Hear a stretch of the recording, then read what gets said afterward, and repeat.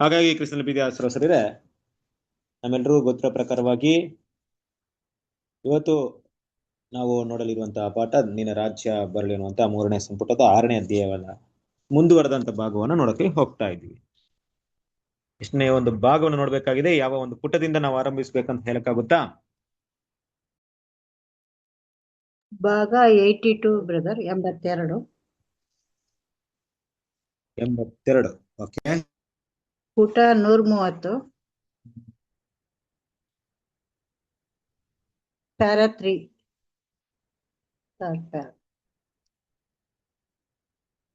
Okay okay okay so ಪುಟ 130 ಭಾಗ 82. ಹೌದು ಬ್ರದರ್. ಶೂರ್. ಓಕೆ 82 ಈ ಭಾಗವೇ ನಮ್ಗೆ ಯಾವಾಗಲೂ ಕನ್ಫ್ಯೂಷನ್ ಆಗುತ್ತೆ. ಓಕೆ, ಇಲ್ಲಿ ಸರಿ. ಕೃಷ್ಣನ ಪ್ರೀತಿಯ ಸಹೋದರರೇ, ಪೇಜ್ ನಂಬರ್ 130 ಬ್ರದರ್. 130. ಸೊ ಇಂದಿನ ಒಂದು ಪಾಠದಲ್ಲಿ ಏನು ವಿಷಯಗಳನ್ನ ನೋಡಿದ್ವಿ ಅನ್ನೋದು ಏನಾದ್ರೂ ಒಂದು ಪಾಯಿಂಟ್ಸ್ ನೆನಪಿದ್ಯಾ? ಅದೇ, ಈಗ ಬಿತ್ತೋ ಸಮಯ ಅಲ್ಲ, ಈಗ ಸಪರೇಷನ್ ಆಗೋ ಸಮಯ. ನಮ್ ಕೆಲಸ ಈಗ ಸುವಾರ್ತೆ ಸಾರೋ ಕಾಲ ಅಲ್ಲ, ಸತ್ಯವನ್ನ ನಂಬಿಗಸ್ತರ ಮಕ್ಕಳಿಗೆ ಹೇಳೋದ್ ಮಾತ್ರ ಈಗ ನಮ್ ಕರ್ತವ್ಯ ಅಂತ. ಕುಯ್ಯುವ ಕಾಲ. Okay, good. ಬೇರೆ ಪಾಯಿಂಟ್?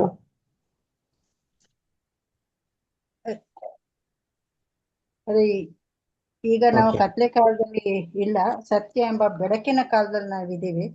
ಆದ್ರಿಂದ ನಮ್ಮನ್ನ ನಾವು ದೃಢಪಡಿಸಿಕೊಂಡು ದೇವರಿಗೆ ಮಹಿಮೆ ಆಗೋ ರೀತಿ ನಾವು ಬೆಳೆದು ತೋರಿಸ್ಬೇಕು ಅಥವಾ ದೃಢಪಡಿಸ್ಬೇಕು ಅಂತ. Okay, thank you. ಮುಖ್ಯವಾಗಿ ಗಮನಿಸಬೇಕಾದ್ರೆ ಅದು ಮುಖ್ಯವಾದಂತ ಒಂದು ಭಾಗವನ್ನ ನೋಡಿದ್ವಿ. ಅಂದ್ರೆ ನಾವು ಈಗ ಇರುವಂತ ಒಂದು ಸಮಯ ಸುಗ್ಗಿಯ ಸಮಯ, ಬಿತ್ತುವಂತ ಒಂದು ಸಮಯ ಎಲ್ಲ ವಿಷಯವನ್ನ ನೋಡಿದ್ವಿ. ಗುಡ್ ಅಲ್ವಾ? ಸೊ ಮೊದಲನೇದಾಗಿ, ಈಗ ದೇವರ ಮಕ್ಕಳು ನಾವು ಆ ಸುಗ್ಗಿ ಕಾರ್ಯನ ಮಾಡೋದ್ರಿಂದ ಅನ್ಯ ಜನಗಳ ಮಧ್ಯದಲ್ಲಿ ಹೋಗುವಂತ ಅವಶ್ಯಕತೆ ಇಲ್ಲ. ಯಾರು ಈ ಕ್ರೈಸ್ತರ ಮಧ್ಯದಲ್ಲಿ ಇರುವಂತ ಗೋಧಿಗಳನ್ನ ಹುಡುಕುವಂತ ಕೆಲಸ ನಮ್ಮದಾಗಿದೆ ಅನ್ನೋ ವಿಷಯವನ್ನ ನೋಡಿ. ಓಕೆ, ಬೇರೆ?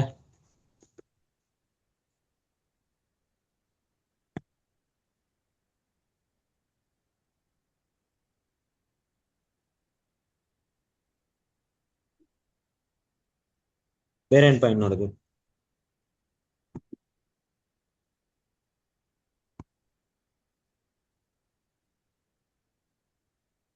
ಬೇರೆ ಏನಾದ್ರು ಕೇಳಿಸ್ತಾ ಇದೆಯಾ ವಾಯ್ಸು? ಓಕೆ, ಬೇರೆ ಅದನ್ನ ಬಿಟ್ಟರೆ ಬೇರೆ ಯಾವ್ದು ವಿಷಯ ನೋಡಿಲ್ವಾ?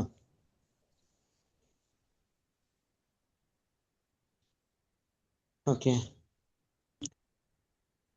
ಸಹೋದರರೇ, ಹಾಗಾಗಿ ನಾವು ನೋಡಿದ್ರಂತ ಅನೇಕ ವಿಷಯಗಳು ನಮ್ಗೆ ನೆನಪಿರ್ಬೇಕು ಅಲ್ವಾ? ಮುಖ್ಯವಾಗಿ ಒಂದು ಮೀನಿನ ಬಳೆ ವಿಷಯವಾಗಿ ನಾವು ನೋಡಿದ್ವಿ ಅಲ್ವಾ? ಮೀನಿನ ಬಳೆಯಲ್ಲಿ ಈಗ ದೇವರು ಅದನ್ನ ದಡಕ್ಕೆ ಕರ್ಕೊಂಬಂದು ಬಿಟ್ಟಾಗ ಅದರಲ್ಲಿ ಮೀನು ಹಿಡಿಯುವಂತ ಕೆಲಸ ನಮ್ದಲ್ಲ, ಮೀನಿನ ಸಪರೇಷನ್ ಮಾಡುವಂತ ಕೆಲಸ ಮಾತ್ರ ನಮ್ದಿದೆ ಅನ್ನೋ ವಿಷಯವನ್ನ ನಾವು ನೋಡ್ತೀವಿ. ಇನ್ನು ಹಲವಾರು ವಿಷಯಗಳನ್ನ ನೋಡಿದ್ವಿ. ಅದಕ್ಕೆ ಸಂಬಂಧಪಟ್ಟ ಹಾಗೆ ಇವತ್ತು ನಾವು ಮುಂದುವರೆದಂತ ಒಂದು ಭಾಗವನ್ನು ನೋಡೋಣ. ಪೇಜ್ ನಂಬರ್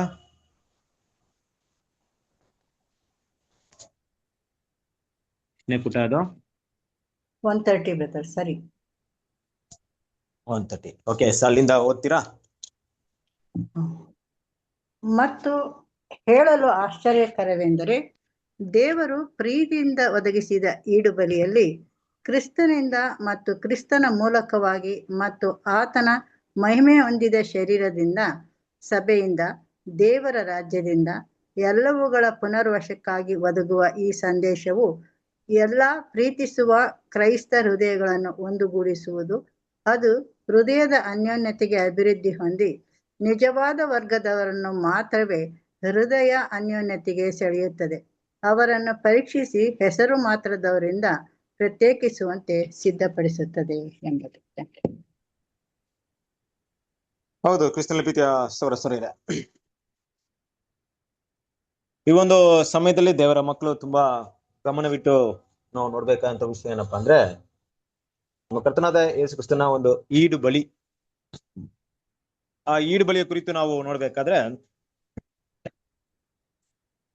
ಕ್ರಿಸ್ತನ ಪ್ರೀತಿಯ ಸಹೋದರರೇ, ಈಡುಬಲಿ ಅನ್ನುವಂತ ಒಂದು ಸತ್ಯದಲ್ಲಿ ಎಲ್ಲಾ ದೇವರ ವಿಷಯಗಳು ಅಡಕವಾಗಿದೆ ಅನ್ನುವಂಥದ್ದು ನಮ್ಗೆ ಸ್ಪಷ್ಟವಾಗಿ ಗೊತ್ತೇ ಇದೆ ಅಲ್ವಾ. ಮುಖ್ಯವಾಗಿ ನೋಡ್ಬೇಕಾದ್ರೆ ಸಭೆಯ ಒಂದು ಕರೆ ಅನ್ನುವಂಥ ಭಾಗ ಕೂಡ ಅದೇ ಈಡುಬಲಿಯಲ್ಲಿ ಇರುವಂತದ್ದು. ಅದು ಮಾತ್ರವಲ್ಲ, ಇಡೀ ಲೋಕದಲ್ಲಿರುವಂತ ರಕ್ಷಣೆಯ ವಿಷಯವಾಗಿ ಏನೆಲ್ಲ ದೇವರ ಯೋಜನೆ ಇದೆಯೋ ಅದೆಲ್ಲ ಕೂಡ ಅದೇ ಒಂದು ಈಡುಬಲಿಯ ಮೂಲಕ ಅದು ನೆರವೇರುವಂತದ್ದಾಗಿದೆ ಕ್ರಿಸ್ತನ ಪ್ರೀತಿಯ ಸರಸರೇ. ಹಾಗಾಗಿ ಇದು ತುಂಬಾ ಜನರಿಗೆ ಆಶ್ಚರ್ಯವಿಲ್ಲ. ತುಂಬಾ ಜನರಿಗೆ ಇದು ಆಶ್ಚರ್ಯ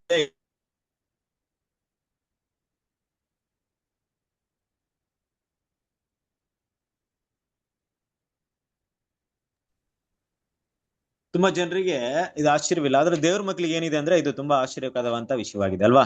ಸೊ ನಿಮಗೂ ನಮಗೂ ಈಡುಬಲಿ ಅನ್ನೋಂತ ಒಂದು ಸತ್ಯವನ್ನ ನಾವು ಕೇಳಿದಾಗ ನಮ್ಗೆ ಆಶ್ಚರ್ಯವಿತ್ತ ಇರ್ಲಿಲ್ವಾ?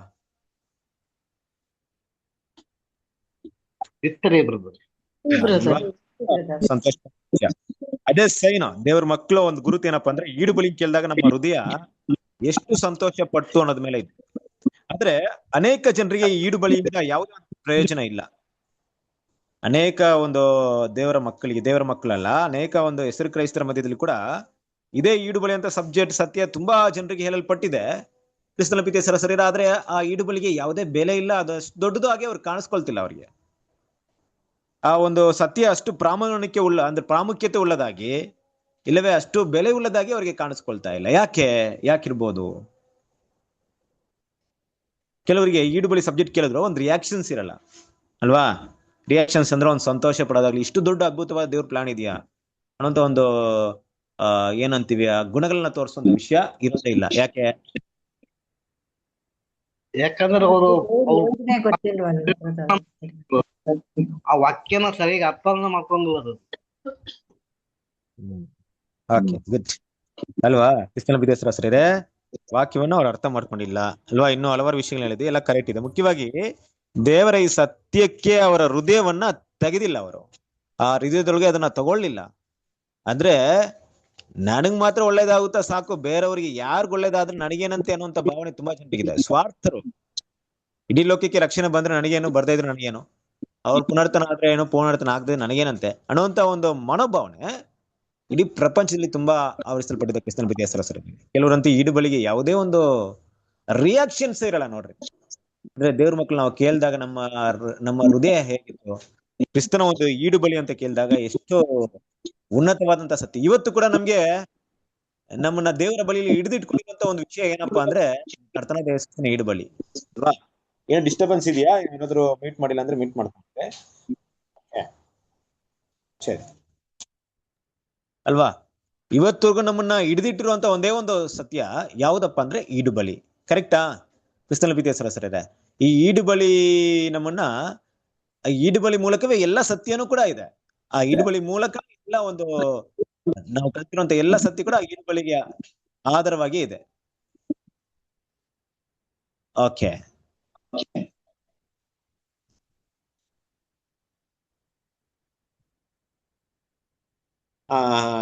ಸಿಸ್ಟರ್ ಏನು ಡಿಸ್ಟರ್ಬೆನ್ಸ್ ಇದೆ?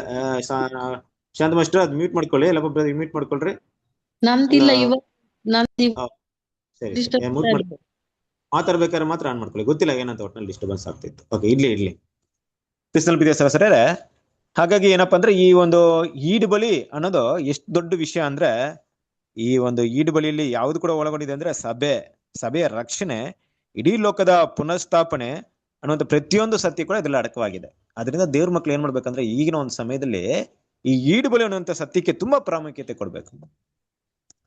ಎಷ್ಟು ಜನರು ದೇವರ ಮಕ್ಕಳು ಅದನ್ನ ಅರ್ಥ ಮಾಡ್ಕೊಂಡಿದಾರ ಇಲ್ವೋ? ಕರೆಕ್ಟ್ ಅಲ್ವಾ? ಈಗ ನಾವು ನಮ್ಮ ಮನೆ ಅಂದ್ರೆ ನಮ್ಮ ಮದ್ವೆ ಆಲ್ಬಮ್ ಒಂದಿರುತ್ತೆ, ಬೇರೆಯವರ ಒಂದು ಮದುವೆ ಆಲ್ಬಮ್ ಇರುತ್ತೆ. ಇವಾಗ ನಮ್ಗೆ ನಮ್ದು ಮದುವೆ ಆಲ್ಬಮ್ ಇದು ನೋಡ್ತಿದ್ದಾಗ ನಾವ್ ಅದ್ರಲ್ಲಿ ತುಂಬಾ ವಿಷಯನ ನೋಡೋದೇನ್ ಗೊತ್ತಾ? ಏನ್ ನೋಡ್ತೀವಿ? ನಮ್ದು ಯಾವ್ದು ಆಲ್ಬಮ್ ತಗೊಂಡ್ರೆ ನಾವ್ ಏನನ್ನ ಹೆಚ್ಚಾಗಿ ನೋಡ್ತೀವಿ ಇಲ್ಲಿ? ಮೊದಲು ಹಿಂಗೆಲ್ಲ ಇದ್ವಲ್ಲ, ಈಗ ಹೆಂಗಾಗಿದ್ವಲ್ಲ ಅಂತ ನೋಡ್ತೀವಿ. ಮೊದ್ಲು ಹಿಂಗಿದ್ವಿ, ಇವಾಗ ಹಿಂಗಾಗಿದ್ವಿ ಅಂತ. Very good. ಅದನ್ನ ನೋಡ್ತೀವಿ. ಇನ್ನು ಹೆಚ್ಚಾಗಿ ಅಂದ್ರೆ ನಾನ್ ಎಲ್ಲಿದ್ದೀನಿ, ಹೆಂಗಿದ್ದೀನಿ, ನಗ್ತಾ ಇದೀನ ಫಸ್ಟ್ ನಾನ್ ಎಲ್ಲಿದ್ದೀನಿ ಅಂತ ಹುಡುಕ್ತಿವಿ. ಹೌದು, ನಾನು ಲೀದನ್ ತುಡುಕ್ತೀನಿ, ಕರೆಕ್ಟಾ? ನನ್ ಹ್ಮ್ ಮದುವೆ ಆಲ್ಬಮ್ ಅಲ್ಲಿ ನಾವೆಲ್ಲಿ ಇರ್ತೀವಿ ಅಂದ್ರೆ, ಒಂದು ನಾವು ಮೊದಲಿಂಗನಾಗಿರ್ತೀವಿ, ಮೊದಲಿಂಗತಿ ಆಗಿರ್ತೀವಿ ಅಲ್ವಾ, ನಮ್ಮ ಆಲ್ಬಮ್ ಅಲ್ಲಿ ಎಷ್ಟು ಕ್ಲೋಸ್ ಆಗಿರ್ತೀವಿ. ಆದ್ರೆ ಬೇರೆಯವರ ಒಂದು ಮದುವೆಯಲ್ಲಿ ನಾವು ನೋಡಿದಾಗ ಆ ಮೊದಲಿಂಗತಿ ನೋಡಲ್ಲ, ನಾವ್ ಯಾವ ಫೋಟೋದಲ್ಲಿ ಇದೀವಿ ಅದೇ ನೋಡ್ತಾ ಇರ್ತೀವಿ, ಕರೆಕ್ಟ್ ಅಲ್ವಾ? ಬಿಸಿಲಿನ ಪ್ರೀತಿಯ ಸರಸರೇ, ಒಂದು ವಿಷಯ ಅರ್ಥ ಮಾಡ್ಕೊಳ್ಳಿ, ಈಡುಬಳಿ ಅನ್ನೋದು ಏನಪ್ಪಾ ಅಂದ್ರೆ ನಮ್ಮ ಮೊದಲಿಂಗನ ಕುರಿತಿರುವಂತ ನಿಜವಾದ ಸತ್ಯ. ನಮ್ಮ ಮೊದಲಿಂಗನ ಬಗ್ಗೆ ನಾವು ಹೆಮ್ಮೆಯಾಗಿ ಮಾತಾಡುವಂತ ಒಂದು ಸತ್ಯ. ನಮ್ಮ ಮೊದಲಿಂಗನ ಬಗ್ಗೆ ಎಷ್ಟು ಹೆಮ್ಮೆ ಇದೆ ನಮ್ಗೆ. ಅವ್ರನ್ನ ಮದುವೆ ಮಾಡಕ್ ಹೋಗ್ತಾ ಇದೀವಿ, ನಾವು ಮದುವೆ ಆಗಕ್ ಹೋಗ್ತಿದೀವಿ, ಅವ್ರ ಬಗ್ಗೆ ನಾವು ಎಷ್ಟು ಮಾತಾಡಕ್ಕೆ ಇಷ್ಟಪಡ್ತೀವಿ, ಅವರ ಒಂದು ತ್ಯಾಗದ ಬಗ್ಗೆ ಎಷ್ಟು ಹೇಳಕ್ ಇಷ್ಟಪಡ್ತೀವಿ, ಇಡೀ ಲೋಕಕ್ಕೆ ಅದ್ರ ಬಗ್ಗೆ ನಾವು ಹೇಳಕ್ಕೆ ಎಷ್ಟು ಇಷ್ಟಪಡ್ತೀವಿ. ನಮ್ಮ ಮೊದಲಿಂಗನ ಪರಿಚಯ ಹೆಂಗ್ ಮಾಡ್ಕೊಡ್ತೀವಿ. ನಾವು ಮಾತಾಡ್ಬೇಕಾದ್ರೆ, ಬೇರೆಯವ್ರ ಹತ್ರ ಮಾತಾಡ್ಬೇಕಾದ್ರೆ ಯೇಸು ಕ್ರಿಸ್ತನ ಬಗ್ಗೆ ಎಷ್ಟೆಲ್ಲ ವಿಷಯ ಮಾತಾಡಕ್ಕೆ ಇಷ್ಟಪಡ್ತೀವಿ, ಅದಕ್ಕಿಂತ ಬೇರೆ ವಿಷಯ ಮಾತಾಡಕ್ಕೆ ಇಷ್ಟಪಡ್ತೀವಾ? ಯೋಚನೆ ಮಾಡೋಣ. ನಾವು ನಮ್ಮ ಕರ್ತನಾದ ಯೇಸು ಕ್ರಿಸ್ತನ ಬಗ್ಗೆ ಮಾತಾಡಕ್ಕೆ ನಾಚಿಕೆ ಪಡ್ಕೊಂಡ್ರೆ, ಯೇಸು ಕ್ರಿಸ್ತನು ನಮ್ಮನ್ನ ತಂದೆಯ ದೇವ್ರ ಮುಂದೆ ಇವರು ನನ್ನ ಮೊದಲಿಂಗಿತಿ ಅನ್ಕೊಳಕ್ಕೆ ನಾಚಿಕೆ ಪಡ್ಕೊಂಡ್ಬಿಡ್ತಾರೆ, ಕರೆಕ್ಟ್ ಅಲ್ವಾ? ಇವತ್ತು ತುಂಬಾ ಜನ ಏನ್ ಮಾಡಲ್ಲ ಅಂದ್ರೆ, ಇಂಥ ಒಂದು ಸತ್ಯವನ್ನ ಸಾರೋದಿಲ್ಲ. ಸಾಮಾನ್ಯವಾಗಿ ನಾವೆಲ್ಲ ಏನ್ ಅರ್ಥ ಮಾಡ್ಕೊಂಡ್ಬಿಟ್ಟಿದೀವಿ ಅಂದ್ರೆ, ರಾನ್ಸಮ್ ಸಬ್ಜೆಕ್ಟ್ 1 ಅವರ್ ಬ್ರದರ್ ತಗೊಂಡಿದ್ರು ಕ್ಲಾಸ್, ನಾನು ಕೂಡ ಹಂಗೆ ತಗೊಂಡ್ರೆ ರಾನ್ಸಮ್ ಅಂತ ತಿಳ್ಕೊಂಡ್ಬಿಟ್ಟಿದ್ವಿ. ಎಲ್ಲ ಕ್ರಿಸ್ತನ ಬಗ್ಗೆ ಸತ್ಯವನ್ನ ವಿವಿಧ ರೀತಿಯಲ್ಲಿ ಮಾತಾಡಬಹುದು. ಯಾವುದೇ ಒಂದು ಸನ್ನಿವೇಶದಲ್ಲಿ ಮಾತಾಡ್ಬೋದು. ಎಲ್ಲೋ ಒಂದ್ ಕಡೆ ಇದ್ದಾಗ, ಯಾರೋ ದುಃಖದಲ್ಲಿ ಇದ್ದಾಗ ಅವ್ರಿಗೆ 2 ಮಾತು ಮಾತಾಡೋದು ಸಾಕು. ನೀವು ಅವ್ರಿಗೆ ಸಮಾಧಾನಕರವಾಗಿ ದೇವ್ರು ಹೇಳಿದಂತ ವಾಕ್ಯದ ಅನುಗುಣವಾಗಿ ವಾಕ್ಯವನ್ನೇ ಹೇಳ್ಬೇಕಂತಿಲ್ಲ, ವಾಕ್ಯದ ಆಧಾರವಾಗಿ, ವಾಕ್ಯದ ಮೂಲವಾಗಿ, ಅಂದ್ರೆ ವಾಕ್ಯ ಹೇಗಿದೆಯೋ ಆ ರೀತಿಯಾಗಿ ಅಲ್ವಾ, ಅದನ್ನ ವಿವರಣೆ ಮಾಡಿದ್ರು ಸಾಕು. ಫಾರ್ ಎಕ್ಸಾಂಪಲ್, ಎಲ್ಲೋ ಹೋಗಿರ್ತಾರೆ, ಯಾರೋ ತುಂಬಾ ಫೀಲ್ ಆಗಿರ್ತಾರೆ, ಎಲ್ಲೋ ಒಂದು ಮರಣ ಆಗಿರುತ್ತೆ, ಎಲ್ಲೋ ಡೆತ್ ಆಗಿರುತ್ತೆ, ಅವ್ರು ನೋಡಕ್ ಹೋಗ್ತೀರಾ, 2 ಮಾತಾಡಕ್ ನಿಮ್ಗೊಂದು ಅವಕಾಶ ಇದೆ. ಏನ್ ಮಾತಾಡ್ಬಹುದು? ಕ್ರಿಸ್ತನ ಪ್ರೀತಿಯ ಸರಸರೇ, ಚಿಂತೆ ಮಾಡ್ಬೇಡ್ರಿ, ನೀವೇನ್ ಕಲ್ಕೊಂಡಿದ್ರೆ, ಯಾನ್ ಕಲ್ಕೊಂಡಿದ್ರೋ ಅವ್ರನ್ನ ನೀವು ಮತ್ತೆ ನೋಡ್ತೀರಾ. ಅವ್ರು ಮತ್ತೆ ಎದ್ ಬರ್ತಾರೆ, ನಿಜವಾಗ್ಲೂ ಎದ್ ಬರ್ತಾರೆ, ಇದೇ ದೇಹದಲ್ಲಿ ಎದ್ ಬರ್ತಾರೆ. ಮಣ್ಣಿಗೆ ಮಣ್ಣಾದ್ರೂ ಕೂಡ ನೀವು ಆಶ್ಚರ್ಯ ಪಡುವಂತ ಅವಶ್ಯಕತೆ ಇಲ್ಲ, ಯಾಕಂದ್ರೆ ಖಂಡಿತವಾಗ್ಲೂ ಎದ್ ಬರ್ತಾರೆ ಅಂತ ನನ್ನ ಸತ್ಯವೇದ ಹೇಳ್ತಾ ಇದೆ, ನನ್ನ ಬೈಬಲ್ ಹೇಳ್ತಾ ಇದೆ, ನನ್ನ ನಂಬಿಕೆ ಅದಾಗಿದೆ. ನನ್ನ ಕರ್ತನು, ನಮ್ಮ ಕರ್ತನಾದ ಯೇಸು ಕ್ರಿಸ್ತನು ಅದಕ್ಕೋಸ್ಕರ ಬಂದಿದ್ರು, ನಿಮ್ಮೆಲ್ಲರನ್ನು ರಕ್ಷಣೆ ಮಾಡಕ್ಕೆ ಬಂದಿದ್ದಾರೆ, ನಿಮ್ಮೆಲ್ಲರ ಕಣ್ಣೀರು ಓಡ್ಸಕ್ಕೆ ಬಂದಿದ್ದಾರೆ. ನೋಡ್ರಿ, ಕೆಲವೊಂದು ಮಾತುಗಳು ಈ ರೀತಿ ಆಡಿದಾಗ ನಮ್ಗೆ ಏನ್ ಅನ್ಸುತ್ತೆ ಅಂದ್ರೆ, ಕೆಲವೊಂದು ಟೈಮಲ್ಲಿ ನಾವು ಮಾತಾಡಕ್ಕೆ ಹೋಗಲ್ಲ ಇಂಥ ಮಾತುಗಳೆಲ್ಲ. ಏನ್ ಅನ್ಕೊಂತಾರೆ ಜನ ಅಂತ. ನಾವ ಏನೋ ಮೈಕ್ ಇಟ್ಕೊಂಡು ಎಲ್ರಿಗೂ ಸಾರ್ಬೇಕಂತಿಲ್ಲ, ಅವಕಾಶ ಮಾತ್ರ ಸಿಕ್ಬಿಟ್ರೆ ಕ್ರಿಸ್ತನ ಪ್ರೀತಿಯ ಸರಸರೇ ಮಾತಾಡಕ್ಕೆ ಅವಕಾಶನ ಮಿಸ್ ಮಾಡ್ಕೊಂಬಾರ್ದು ನಾವು. ಎಲ್ಲೋ ಈ ತರ ಸನ್ನಿವೇಶ ಇದ್ದಾಗ, ದುಃಖದಲ್ಲಿ ಇದ್ದಾಗ, ಅದು ಕೂಡ ಈ ದೇವರ ಕ್ರಿಸ್ತನ ಒಂದು ರಾನ್ಸಮ್ ಸತ್ಯ ಎಲ್ಲಿ ಕೂಡ ಯೂಸ್ ಆಗುತ್ತೆ ಗೊತ್ತಾ? ಯಾರು ತುಂಬಾ ದುಃಖದಲ್ಲಿ ಇದಾರೋ, ಯಾರು ತುಂಬಾ ಕಷ್ಟಗಳಲ್ಲಿ ಇದಾರೋ, ಯಾರು ಜೀವನದಲ್ಲಿ ಜಿಗುಪ್ಸೆಯನ್ನು ಹೊಂದ್ಕೊಂಡಿರ್ತಾರೋ ಅಂತ ಒಂದು ವ್ಯಕ್ತಿಗಳ ಮಧ್ಯದಲ್ಲಿ ಹೇಳಿ ನೋಡ್ರಿ. ಕೆಲವೊಂದು ಟೈಮಲ್ಲಿ ಇನ್ನೇನಪ್ಪ ಲೈಫೇ ಬೇಡರ, ನಾನು ಸೂಸೈಡ್ ಮಾಡ್ಕೊಬೇಕು ಅನ್ನೋ ಅಂತ ಒಂದು ವ್ಯಕ್ತಿಗಳಿಗೆ ಈ ದೇವ್ರ ಸತ್ಯ ಎಷ್ಟು ಬಲವನ್ನ ಕೊಡ್ಬೋದು. ಹೌದು ಕ್ರಿಸ್ತನ ಪ್ರೀತಿಯ ಸಹೋದರರೇ, ತುಂಬಾ ಜನ ಇದ್ದಾರೆ ಪ್ರಪಂಚದಲ್ಲಿ ಇವತ್ತು, ಎಲ್ಲರೂ ಕೂಡ ಸಂತೋಷವಾಗಿಲ್ಲ. ಅವರ ಗುಣಗಳನ್ನ, ಅವರ ಭಾವನೆಗಳನ್ನ ಅರ್ಥ ಮಾಡ್ಕೊಂಡು ಸನ್ನಿವೇಶದಲ್ಲಿ ಯಾವುದೋ ಒಂದು ವಿಷಯದಲ್ಲಿ ನೀವು 2 ಮಾತಾಡಿದ್ರೆ ಸಾಕು ಅಲ್ವಾ, ಅದಕ್ಕೆ ಬೆಲೆ ಇರುತ್ತೆ. ಇನ್ನು ಅವ್ರು ತುಂಬಾ ಸಂತೋಷವಾಗಿದ್ದಾಗ, ತುಂಬಾ ಉಲ್ಲಾಸವಾಗಿ ಲೋಕವನ್ನು ಅನುಭವಿಸ್ತಾ ಇರ್ಬೇಕಾದ್ರೆ ರಾನ್ಸಮ್ ಬಗ್ಗೆ ಏನಾದ್ರು ಹೇಳಿದ್ರೆ ಅವ್ರಿಗೆ ಪ್ರಯೋಜನವಾಗುತ್ತಾ? ಅವ್ರು ಒಳ್ಳೆ ಎಂಜಾಯ್ ಮಾಡ್ತಾ ಇದಾರೆ ಪ್ರಪಂಚನ ಲಕ್ಸರಿಯಾಗಿ, ಅವರಿಗೆ ರಾನ್ಸಮ್ ಬಗ್ಗೆ ಹೇಳಿದ್ರೆ ಏನಾದ್ರು ಯೂಸ್ ಆಗುತ್ತೆ ಅವ್ರಿಗೆ? ಬೇಕಾಗಿರಲ್ಲ ಕ್ರಿಸ್ತನ ಪ್ರಿಯ ಸಹೋದರರೇ. ಅಂದ್ರೆ ಏನಕ್ಕೆ ವಿಷಯ ಹೇಳಕ್ಕೆ ಇಷ್ಟಪಡ್ತಾ ಇದೀನಿ ಅಂದ್ರೆ, ಈ ಒಂದು ದೇವರ ಸತ್ಯ ಇವತ್ತು ಯಾರಿಗೆ ಬೆಲೆ ಉಳ್ಳದಾಗಿದೆ ಅಂದ್ರೆ, ಯಾರು ಈ ಲೋಕವನ್ನು ಅನುಭವಿಸಕ್ಕೆ ಇಷ್ಟಪಡಲ್ವೋ, ಈ ಲೋಕವನ್ನು ಹಾಗೆ ಮಾಡೋರಾಗಿರ್ತಾರೋ, ಈ ಲೋಕದಲ್ಲಿ ನಾನಾ ತರವಾದ ಕಷ್ಟಗಳನ್ನ ಅನುಭವಿಸ್ತಾ ಇರ್ತಾರೋ, ಒಳ್ಳೆಯವರಾಗಿದ್ದು ಲೋಕದಲ್ಲಿ ನಿರಾಕರಿಸಲ್ಪಟ್ಟವರಾಗಿರ್ತಾರೋ, ಅವ್ರಿಗೆ ತುಂಬಾ ಬೆಲೆ ಉಳ್ಳದಾಗಿರುತ್ತೆ. ಆದ್ರೆ ಲೋಕವನ್ನ ನಾನು ಅನುಭವಿಸ್ಬೇಕು, ನನಗೆ ಇನ್ನೂ ಸಂತೋಷ ಲೋಕದಿಂದ ಬೇಕು ಅನ್ನೋರಿಗೆ ರ್ಯಾನ್ಸಮ್ ಯಾವಾಗ್ಲೂ ಬೆಲೆ ಇಲ್ಲದಾಗಿರಲ್ಲ ಕ್ರಿಸ್ತನ ಪ್ರೀತಿಯ ಸಹೋದರರೇ. ಆ ರೀತಿಯಾಗಿ ನಾವು ಕಂಡುಕೊಂಡು ನಮ್ಮ ಮೊದಲಿಗಳ ಬಗ್ಗೆ ಎಷ್ಟು ವಿಷಯವನ್ನ ಮಾತಾಡ್ತಾ ಇದೀವಿ ಅಲ್ವಾ? ಆ ರೀತಿ ಮಾತಾಡಿದಾಗ ಯಾರೋ ಒಬ್ರು ಅದನ್ನ ಕೇಳಿ, ಈ ತರ ಸತ್ಯ ನನ್ನ ಲೈಫಲ್ಲಿ ಕೇಳಿಲ್ಲ, ಇದ್ರ ಬಗ್ಗೆ ಇನ್ನೂ ಕೂಡ ತಿಳ್ಕೊಳಕ್ ಇಷ್ಟಪಡ್ತಾ ಇದೀನಿ, ಇನ್ನೂ ಕೂಡ ನನಗೆ ಮಾಹಿತಿ ಬೇಕು ಅಂತ ಹೇಳಿದಾಗ ನೀವೇನ್ ಮಾಡ್ಬೋದು? ಅವ್ರಿಗೆ ಸುವಾರ್ತಿನ ತಿಳಿಸ್ಕೊಡುವಂತ ದಾರಿನ ಮಾಡ್ಕೊಡೋದ್ರಿಂದ ಅವರು ಕೂಡ ಗೋಧಿಗಳಾಗುವಂತ ಅವಕಾಶ ಇದೆ ತಾನೆ ಕ್ರಿಸ್ತನ ಪ್ರೀತಿಯ ಸಹೋದರರೇ. ಇದು ನಮ್ಮ ಮುಂದೆ ಇರುವಂತಹ ಸುವಾರ್ತೆ ಸೇವೆ ಅಲ್ವಾ? ಈ ಮನೋಭಾವನೆಯಲ್ಲಿ ನಾವು ಯಾವಾಗಲೂ ಕಾಣಲ್ಪಡೋದು ತುಂಬಾ ಮುಖ್ಯ. ಅಂದ್ರೆ ಏನರ್ಥ? ನಮ್ ಬ್ರದರ್ಸ್ ಇರ್ತಾರೆ ದೊಡ್ಡವರು, ಅವ್ರು ಸುವಾರ್ತೆ ಸರ್ಕೊಂಡು ಹೋಗ್ತಾರೆ, ನಾವ್ ಹಂಗಲ್ಲ ಕ್ರಿಸ್ತನ ಪ್ರೀತಿಯ ಸಹೋದರರೇ. ಪ್ರತಿಯೊಬ್ರು ಕೂಡ ಇದೇ ಮನೋಭಾವನೆಯಲ್ಲಿ ಇರ್ಬೇಕು. ಯಾವಾಗ ನನ್ಗೆ ಅವಕಾಶ ಸಿಗುತ್ತೆ, ನನ್ನ ರಕ್ಷಕನ ಬಗ್ಗೆ ಮಾತಾಡೋದಕ್ಕೆ ಯಾವುದು ಸರಿಯಾದ ಸಮಯವಾಗಿರುತ್ತೆ, ಎಂತಹ ಸನ್ನಿವೇಶದಲ್ಲಿ ಆ ವಾಕ್ಯವನ್ನ ನಾನು ಮಾತಾಡಬಹುದು, ಎಂತಹ ಸನ್ನಿವೇಶದಲ್ಲಿ ಹೇಳೋದ್ರಿಂದ ಅವರಿಗೆ ಅದು ಮುಟ್ಟಬಹುದು ಅನ್ನೋಂಥ ರೀತಿಯಲ್ಲಿ ದೇವ್ರ ಮಕ್ಕಳು ಯೋಚನೆ ಮಾಡೋದು ತುಂಬಾ ಮುಖ್ಯವಾಗಿದೆ. ಅದು ಕೂಡ ಈಡು ಬಳಿನ ಯಾವಾಗ್ಲೂ ಮರಿಬೇಡ್ರಿ ಕ್ರಿಸ್ತನ ಪ್ರೀತಿಯ ಸಹೋದರರೇ. ನಾವು ನೋಡ್ತಿರುವಂತ ಪಸ್ಕಾ ಇರ್ಬೋದು, ನಾವು ನೋಡ್ತಿರುವಂತ ಕ್ರಿಸ್ತನ ಪ್ರತಿಯೊಂದು ಬೋಧನೆ ಇರ್ಬೋದು, ಅದನ್ನ ಈಡು ಬಳಿ ಅನ್ನೋಂಥ ಒಂದೇ ಒಂದು ಟಾಪಿಕ್ ಮಾತ್ರ ತೆಗೆದ್ಬಿಟ್ಟು ಏನಾದ್ರೂ ಸಬ್ಜೆಕ್ಟ್ ನೀವು ಮಾತಾಡಿದ್ರೆ ಕಂಪ್ಲೀಟ್ ಆಗುತ್ತಾ? ಇಲ್ಲ ರೀ. ಇಲ್ಲ ಇಲ್ವಲ್ಲ? ಬ್ರದರ್. ಇಲ್ಲ ಯಾವುದೇ ಇಲ್ಲ ಕಂಪ್ಲೀಟ್. ಇವತ್ತು ನಾವು ಮಾತಾಡುವಂತ ಪ್ರತಿಯೊಂದು ಟಾಪಿಕ್ ಅಲ್ಲಿ ಇರುವಂತ ಸತ್ಯದಲ್ಲಿ ಇರುವಂತ ವಿಷಯ ಏನಪ್ಪಾ ಅಂದ್ರೆ ರ್ಯಾನ್ಸಮ್. ನೋಡಿ ನಾವು ಈ ಒಂದು ಸುಗ್ಗಿಯ ಕಾರ್ಯದ ಬಗ್ಗೆ ಓದ್ತಾ ಇದ್ವಿ. ಸುಗ್ಗಿಯ ಕಾರ್ಯ ನಮ್ಗೆ ಏನ್ ಹೇಳ್ಕೊಡ್ತಿದೆ ಅಂದ್ರೆ, ಈಗ ಬರೀ ಸಭೆ ಮಾತ್ರ ದೇವ್ರ ಆಯ್ಕೆ ಮಾಡ್ತಾ ಇದಾರೆ. ನಿಮ್ಮನ್ನ ಏನ್ ಆಯ್ಕೆ ಮಾಡ್ತಾ ಇದಾರೆ ಅಂದ್ರೆ, ಇಡೀ ಲೋಕಕ್ಕೆ ಕರ್ತನಾದ ಯೇಸು ಕ್ರಿಸ್ತನು ಕೊಟ್ಟಿರುವಂತ ಈಡು ಬಲಿ ಮೂಲಕ ಇಡೀ ಲೋಕಕ್ಕೆ ರಕ್ಷಣೆ ಬಂದಾಗ ಅವ್ರನ್ನ ದೇವರ ಕಡೆ ನಡೆಸೋದಕ್ಕೆ ಸಭೆನ ಆಯ್ಕೆ ಮಾಡ್ತಾ ಇದಾರೆ. ಗೋಧಿಯ ವರ್ಗದವರಾಗಿ ಆಯ್ಕೆ ಮಾಡ್ತಾ ಇದಾರೆ ಅಂದ್ಬಿಟ್ಟು ಈ ಸುಗ್ಗಿಯ ಕಾರ್ಯ ಸಬ್ಜೆಕ್ಟ್ ನಮ್ಮ ಹತ್ರ ಮಾತಾಡ್ತಾ ಇದೆ. ಅದೇ ರಾನ್ಸಮ್ ಮಾತ್ರ ಈ ಸುಗ್ಗಿಯ ಕಾರ್ಯನ ತೆಗೆದಾಕ್ಬಿಟ್ರೆ, ಈ ಸುಗ್ಗಿಯ ಕಾರ್ಯ ಅನ್ನೋ ಸಬ್ಜೆಕ್ಟ್ ನ ಓದೋದ್ರಿಂದ ಏನ್ ಯೂಸ್ಫುಲ್ ಆಗುತ್ತೆ? ಏನು ಇಲ್ಲ. ಕ್ರಿಸ್ತನ ಪ್ರೀತಿಯ ಸರಸರಿರೆ, ನಮ್ಮ ಫೌಂಡೇಶನ್, ನಮ್ಮ ಬೇಸಿಕ್, ನಮ್ಮ ಕರ್ತನಾದ ಯೇಸು ಕ್ರಿಸ್ತನ ಆ ವಿಮೋಚನಾ ಬಲಿ, ಆ ಈಡು ಬಲಿ ಯಾವಾಗಲೂ ಮನಸ್ಸಲ್ಲಿ ಇಟ್ಕೊಳ್ಳೋಣ ಅಲ್ವಾ? ಕರ್ತನಾದ ಯೇಸು ಕ್ರಿಸ್ತನ ಅಷ್ಟು ದೊಡ್ಡ ತ್ಯಾಗವನ್ನ ನೆನೆಸ್ಕೊಳ್ತಾ ಇದ್ರೆ ಮಾತ್ರ ನಮ್ಮ ಕಷ್ಟಗಳೆಲ್ಲ ಅಲ್ಪವಾಗಿ ಎನಿಸಲ್ಪಡುತ್ತೆ. ಯಾವಾಗ ನಾವು ನಮ್ಮ ಕಷ್ಟನೇ ದೊಡ್ಡದಾಗಿ ನೋಡ್ತಾ ಇರ್ತೀವೋ, ಅದರ ಬದಲಾಗಿ ಏನಾಗಿದೆ ಅಂದ್ರೆ ಕರ್ತನ ಯೇಸು ಕ್ರಿಸ್ತನ ಒಂದು ತ್ಯಾಗವನ್ನ ಮರ್ತಿದೀವಿ. ಅವ್ರ ತ್ಯಾಗವನ್ನ ನಾವು ತೆಗೆದು ಬಿಸಾಕಿದೀವಿ. ನಮ್ದೇ ವಿಷಯ ದೊಡ್ಡದಾಗಿ ಕಾಣಿಸ್ಕೊಳ್ತಾ ಇರುತ್ತೆ. ಅವಾಗ ನಾವು ನಮ್ಮ ಬಗ್ಗೆನೇ ಹೆಚ್ಚಾಗಿ ಮಾತಾಡ್ತೀವಿ ಹೊರತು ಕ್ರಿಸ್ತನ ಬಗ್ಗೆ ಮಾತಾಡಕ್ಕೆ ಇಷ್ಟ ಪಡೋದೇ ಇಲ್ಲ. ನನ್ ಕಷ್ಟ, ನನ್ ಸಮಸ್ಯೆ, ನನ್ ಪ್ರಾಬ್ಲಮ್ನೇ ಇಷ್ಟ ಹೇಳ್ತಾ ಇರ್ತೀನಿ. ಯಾಕೆ? ನಾನು ಯಾವ್ದ್ರ ಬಗ್ಗೆ ತುಂಬಾ ಯೋಚನೆ ಮಾಡ್ತಾ ಇರ್ತೀನಿ. ನನ್ನ ಕಷ್ಟಗಳ ಬಗ್ಗೆ ಯೋಚನೆ ಮಾಡ್ತೀನಿ. ಯೇಸು ಕ್ರಿಸ್ತನ ಬಗ್ಗೆ ಯೋಚನೆ ಮಾಡಿದ್ರೆ ಹೆಂಗಿರುತ್ತೆ? ನನ್ನ ಕಷ್ಟ ಎಲ್ಲ ಸೈಡ್ಗೆ ಇರ್ಲಪ್ಪ, ಇದ್ದೇ ಇದೆ ನನ್ನ ಲೈಫಲ್ಲಿ ಅಲ್ವಾ, ಸಾಯೋ ತನಕ ಇದೆ, ಬಿಟ್ಟಾಕಣ. ನನ್ಗೆ ಅವಕಾಶ ಸಿಕ್ಕಿದೆ ನನ್ನ ಕರ್ತನ ಬಗ್ಗೆ ಮಾತಾಡ್ತೀನಿ ಅಂತ ಪ್ರತಿಯೊಬ್ಬ ದೇವ್ರ ಮಕ್ಕಳು ಅವಕಾಶನ ಮಿಸ್ ಮಾಡ್ಕೊಳ್ಳಲ್ಲ. ಇದೇ ಇವತ್ತು ದೇವ್ರ ಮಕ್ಕಳ ಮಧ್ಯದಲ್ಲಿರುವಂತ ದೊಡ್ಡ ಕೆಲಸ ಅಲ್ವಾ? ಅದನ್ನ ಮಾಡ್ಬೇಕಾಗಿರೋದೇ ನಮ್ ಕೈಲಿರುವಂತ ಒಂದು ದೊಡ್ಡ ವಿಷಯವಾಗಿದೆ. ಅದು ಪ್ರೀತಿಯನ್ನ ತೋರಿಸ್ಕೊಡುತ್ತೆ. ಇಡೀ ಲೋಕದ ಮೇಲೆ ದೇವರ ಪ್ರೀತಿನ ಹೇಳ್ಕೊಡುತ್ತೆ. ಇಡೀ ಲೋಕವನ್ನ ಏನ್ ಮಾಡುತ್ತೆ? ದೇವ್ರ ಕಡೆಗೆ ಏನ್ ಮಾಡುತ್ತೆ? ಸೆಲ್ಕೊಡುತ್ತೆ ಅಲ್ವಾ? ಅಟ್ರಾಕ್ಷನ್ ಮಾಡುತ್ತೆ. ಒಂದು ಮ್ಯಾಗ್ನೆಟ್ ಇದ್ದಂಗೆ ರ್ಯಾನ್ಸಮ್ ಅನ್ನೋದು ಈ ಪ್ರಪಂಚದ ಮನುಷ್ಯರನ್ನ ಸೆಳೆಯುವಂತ ಮ್ಯಾಗ್ನೆಟ್ ಇದ್ದಂಗೆ, ಆಯಸ್ಕಾಂತ ಅದು. ಅದು ಆಯಸ್ಕಾಂತ ಬಿಟ್ಟು ಬೇರೆ ಯಾವುದೂ ಸರಿಯಲ್ಲ.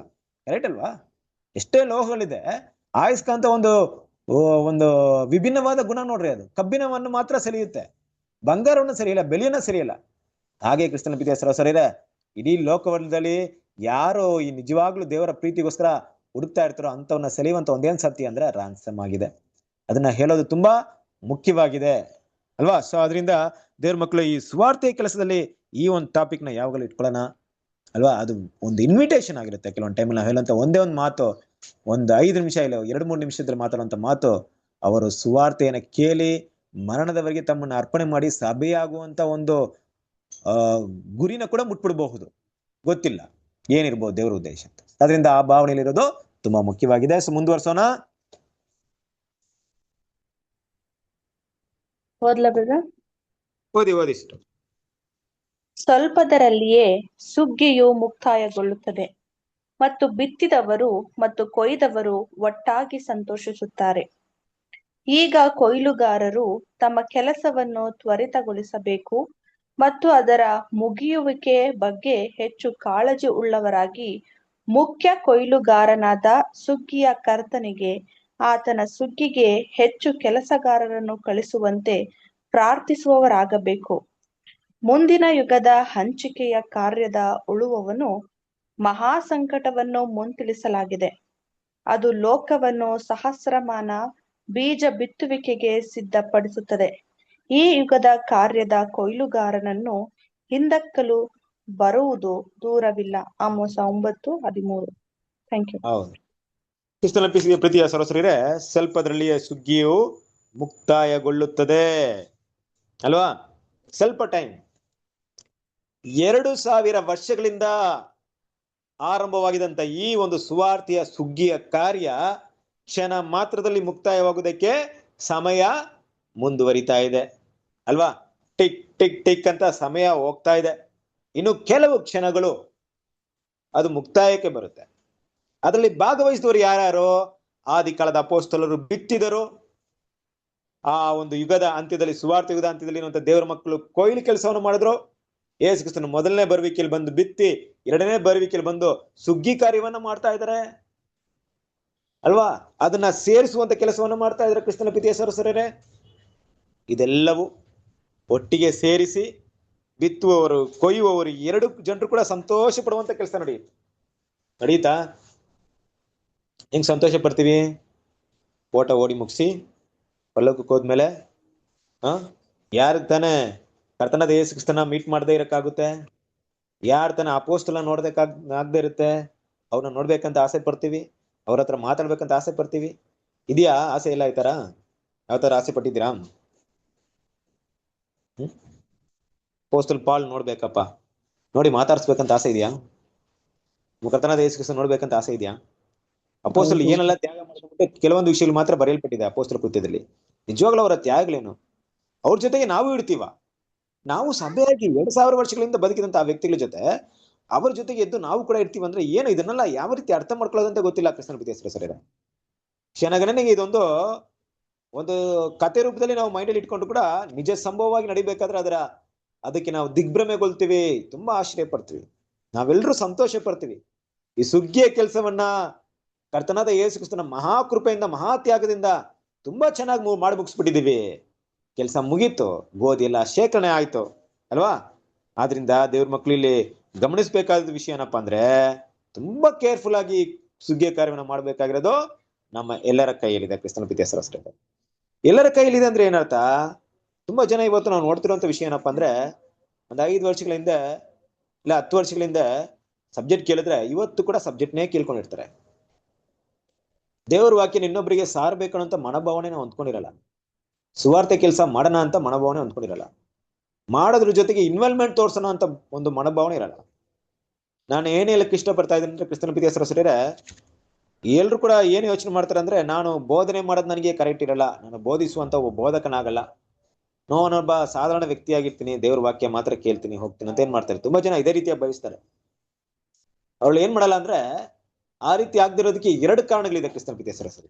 ಒಂದು, ನಾನು ಬೋಧನೆ ಮಾಡಿದ್ರೆ ಅದ್ರ ಪ್ರಕಾರ ನಡೆಯೋನಾಗಿರ್ಬೇಕು. ನಾನು ತುಂಬಾ ತಪ್ಪು ಮಾಡ್ಬಿಟ್ರೆ ದೇವ್ರ ದೃಷ್ಟಿಯಲ್ಲಿ ಸರಿಯಾಗಿರಲ್ಲ, ಆದ್ರಿಂದ ನಾನು ಆ ರೀತಿ ಬೋಧನೆ ಮಾಡಿ ನಡಿದೇ ಹೋಗ್ಬಿಟ್ರೆ ಅದರಿಂದ ನಾನು ಬೋಧನೆ ಮಾಡೋದೇ ಇಲ್ಲ ಅಂತ ಕೆಲವು ಜನ. ಕೆಲವು ಜನ ಹೆಂಗಿರ್ತಾರೆ ಅಂದ್ರೆ, ಇಲ್ಲಪ್ಪ ನಾನು ಅವರಷ್ಟು ಬುದ್ಧಿವಂತನಲ್ಲ, ನಾನು ಅವರಷ್ಟು ಜ್ಞಾನಿಗಳಲ್ಲ, ನನಗಿರೋಂತ ಅಲ್ಪ ಸ್ವಲ್ಪ ಜ್ಞಾನದಲ್ಲ ಅಂತ ಕೆಲಸ ಎಲ್ಲ ಮಾಡಕ್ಕಾಗಲ್ಲ ಅಂತ ಇನ್ನೊಬ್ರು. ಕ್ರಿಸ್ತನ ಪ್ರೀತಿಯ ಸರಿಯರೆ, 2 ವಿಷಯಗಳು ಬೇಡ.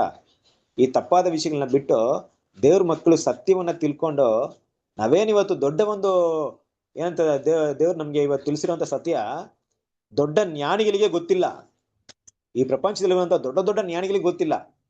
ಆದ್ರೆ ನಮಗೆ ತಿಳಿಸಲ್ಪಟ್ಟಿರುವಂತ ಸತ್ಯ ಸರಳವಾದದ್ದು. ಅದು ತುಂಬಾ ಒಂದು ರಾಕೆಟ್ ಸೈನ್ಸ್ ತರ ಇಲ್ಲ ಮ್ಯಾಥಮೆಟಿಕ್ಸ್ ತರ ಅಲ್ಲ ಅದು ಅಲ್ವಾ, ತುಂಬಾ ಸರಳವಾದದ್ದು. ಅದನ್ನ ಪ್ರಚಾರ ಮಾಡೋದಕ್ಕೆ ನಮ್ಗೆ ಹೇಗಿರ್ಬೇಕಂದ್ರೆ, ನನಗೆ ಈ ಸತ್ಯ ಸಿಕ್ಕಿದಾಗ ನನಗೆ ಎಷ್ಟು ಸಂತೋಷವಾಯ್ತು, ಇದನ್ನ ಇನ್ನೊಬ್ರಿಗೆ ಹೇಳ್ಬೇಕಂತ ಒಂದು ಭಾವನೆ ಇರ್ಬೇಕು. ಅದಕ್ಕೆ ವಾಕ್ಯ ಏನ್ ಹೇಳ್ತಿದ್ದ ವಿಷಯ, ಆ ಒಂದು ಸುಗ್ಗಿಯ ಕೆಲಸವರಿಗೆ ಆಳುಗಳನ್ನ ದೇವ್ರ ಹತ್ರ ಕೇಳ್ಕೊಳ್ರಿ ಅಂತ ನೋಡ್ತೀವಿ ನಾವು. ಈಗ ಕೂಡ ಯಾರು ಇಲ್ಲ ದೇವ್ರೆ, ಈ ಒಂದು ಕ್ಲಾಸ್ ತಗೊಳಕ್ ಯಾರು ಇಲ್ಲ, ಆ ಒಂದು ಸುವಾರ್ಥ ಸೇವೆ ಮಾಡಕ್ ಯಾರು ಇಲ್ಲ, ಯಾರು ಬರ್ತಾನೆ ಇಲ್ಲ. ಅವ್ರ ಪಾಡಿಗೆ ಎಲ್ಲ ಕ್ಲಾಸ್ ಕೇಳ್ಕೊಂಡು ಅವರವರೇ ಇದ್ದಾರೆ. ಸೇವೆ ಸುಗ್ಗಿಯ ಕೊನೆ ಹಂತದಲ್ಲಿ ನಾವಿದ್ದೀವಿ. ಎಲ್ರು ಎದ್ದು ಕೆಲಸ ಮಾಡೋಣ ಅಂದ್ರೆ ಯಾರು ಮಾಡ್ತಾ ಇಲ್ಲ ಅಲ್ವಾ? ಅವ್ರವ್ರ ಪಾಡಿಗೆ ಅವ್ರು ಇದ್ದಾರೆ. ನಾನು ಉಂಟು, ನನ್ನ ಕೆಲಸ ಉಂಟು, ವಾಕ್ಯ ಕೇಳಿದ್ನ ಮನೇಲಿ ಇರ್ತೀನಿ ಅಂದ್ಬಿಟ್ಟು. ಆದ್ರೆ ಸುವಾರ್ತೆಗೋಸ್ಕರ ಪ್ರಯಾಸ ಪಡೋರು ತುಂಬಾ ಕಡಿಮೆ ಆಗಿದೆಯಲ್ಲ ಅಂತ ಒಂದು ಭಾವನೆ ನಮ್ಗೆ ಬರುತ್ತೆ ಕ್ರಿಸ್ತನ ಪ್ರೀತಿಯ ಸರಸರ. ಆದ್ರೆ ವಾಕ್ಯ ಏನ್ ಹೇಳ್ತಿದ್ದ ಗೊತ್ತಾ, ಇದು ಕೊನೆ ಕ್ಷಣ. ಸುಗ್ಗಿಯ ಕಾರ್ಯದಲ್ಲಿ ಹಿಂದಿನ ಕಾಲದಲ್ಲಿ ಇದ್ದಂತ ದೇವರ ಬೋಧಕರಿಗಿಂತ ಹೆಚ್ಚಾದ ದೇವರ ಕೆಲಸವನ್ನು ಮಾಡುವಂತ ಜನರು ಇರ್ಬೇಕು. ಆದ್ರಿಂದ ಏನ್ ಮಾಡ್ಕೊಳ್ಳಿ, ನೀವೆಲ್ರು ಪ್ರಾರ್ಥನೆ ಮಾಡ್ಕೊಳ್ರಿ. ಹೌದು ಕರ್ತನೆ, ಇನ್ನು ಕೂಡ ಎಷ್ಟು ಜನ ಗೋಧಿಗಳಿದ್ದಾರೆ ಅಂತ ಗೊತ್ತಿಲ್ಲ. ಆ ಒಂದು ಬಾಬಿಲೋನಿಂದ ಸಪರೇಟ್ ಮಾಡುವಂತ ಕೆಲಸ ಎಷ್ಟು ನಡಿಬೇಕಾಗಿದೆ ಅಂತ ಗೊತ್ತಿಲ್ಲ. ಅದರಲ್ಲಿ ನನ್ನಿಂದ ಏನಾಗುತ್ತೆ, ನನ್ನನ್ನ ಯಾವ ರೀತಿ ನೀವು ಉಪಯೋಗ ಮಾಡಕ್ಕೆ ಇಷ್ಟಪಡ್ತಾ ಇದ್ದೀರಾ, ನಾನು ಯಾವ ರೀತಿ ದೇವರ ವಾಕ್ಯಗಳನ್ನ ಸ್ಟಡಿ ಮಾಡ್ಕೊಬೇಕು ಅನ್ನೋದನ್ನ ನಮಗೆ ಕೇಳ್ಕೊಳ್ಬೇಕಾಗಿರೋಂಥ ಪ್ರಶ್ನೆ. ಒಂದು ಸಬ್ಜೆಕ್ಟ್ ತಗೊಂಡಾಗ ಒಂದು ನೋಟ್ಸ್ ಮಾಡಿ ಅದನ್ನ ಪ್ರಿಪೇರ್ ಮಾಡಿ, ಅದಕ್ಕೆ ಅಂತ ಒಂದು ನೋಟ್ಸ್ ಇಟ್ಕೊಂಡು, ನಾನು ಅಷ್ಟು ಜ್ಞಾನಿ ಇಲ್ಲಪ್ಪ, ಈ ಒಂದು ನೋಟ್ಸ್ ಪ್ರಿಪೇರ್ ಮಾಡಿದ್ದೀನಿ, ನಾಳೆ ದಿವಸ ಯಾರೋ ಒಬ್ರು ಬಂದ್ರೆ ಅವ್ರ ಹತ್ರ ಮಾತಾಡಕ್ಕೆ ನಾನು ಈಗಲೇ ನಾಲೆಜ್ನ ಬೆಳೆಸ್ಕೊಂಡಿದ್ದೀನಿ, ಅದ್ರ ಬಗ್ಗೆ ನಾನು ತುಂಬಾ ಗಮನ ಕೊಡ್ಬೇಕು, ಗಮನ ಹರಿಸ್ಬೇಕು, ಅದಕ್ಕೆ ತುಂಬಾ ಪ್ರಾಮುಖ್ಯತೆ ಕೊಡ್ಬೇಕಂತ ಭಾವನೆ ನನ್ನಲ್ಲಿ ಇದೆಯಾ? ದೇವರ ವಿಷಯಗಳಿಗೋಸ್ಕರ ಎಷ್ಟು ಪ್ರಾಮುಖ್ಯತೆ ಉಳ್ಳವರಾಗಿದ್ದೀವಿ? ಕ್ರಿಸ್ತನ ಪ್ರೀತಿಯ ಸರಸರೇ, ನಮ್ಮ ತ್ಯಾಗದ ಮಟ್ಟಿಗೆ ನಮ್ಮ ಮಹಿಮೆ, ಕರೆಕ್ಟ್ ಅಲ್ವಾ? ನಮಗೆ ಅವಕಾಶ ಇದ್ದು ಕೂಡ ಅದಕ್ಕೋಸ್ಕರ ನಾವು ತ್ಯಾಗ ಮಾಡಕ್ಕೆ ರೆಡಿ ಇರ್ಲಿಲ್ಲ ಅಂದ್ರೆ ಯಾವ ರೀತಿ ಇರುತ್ತೆ ಗೊತ್ತಾ? ನಂಬಿಕಸ್ಥ ವೀರರು ಕೂಡ ಪುನರ್ತನಾಗಿ ಬರ್ತಾರೆ. ಅವರು ತಿಳ್ಕೊಬಹುದು, ನಿಮಗೆ ಸಿಕ್ಕಿರುವಂತ ಅವಕಾಶ ನನಗೇನೆ ಸಿಕ್ಬಿಟ್ಟಿದ್ರೆ ಪ್ರಲೋಕದ ಕರೆ. ಆ ರೀತಿ ಯೋಚನೆ ಮಾಡಿದ್ರೆ ಹೇಗಿರುತ್ತೆ ಅಲ್ವಾ? ಅವ್ರಿಗೆಲ್ಲ ಸಿಕ್ಲಿಲ್ಲ, ನಮ್ಗೆ ಸಿಕ್ಕಿದೆ.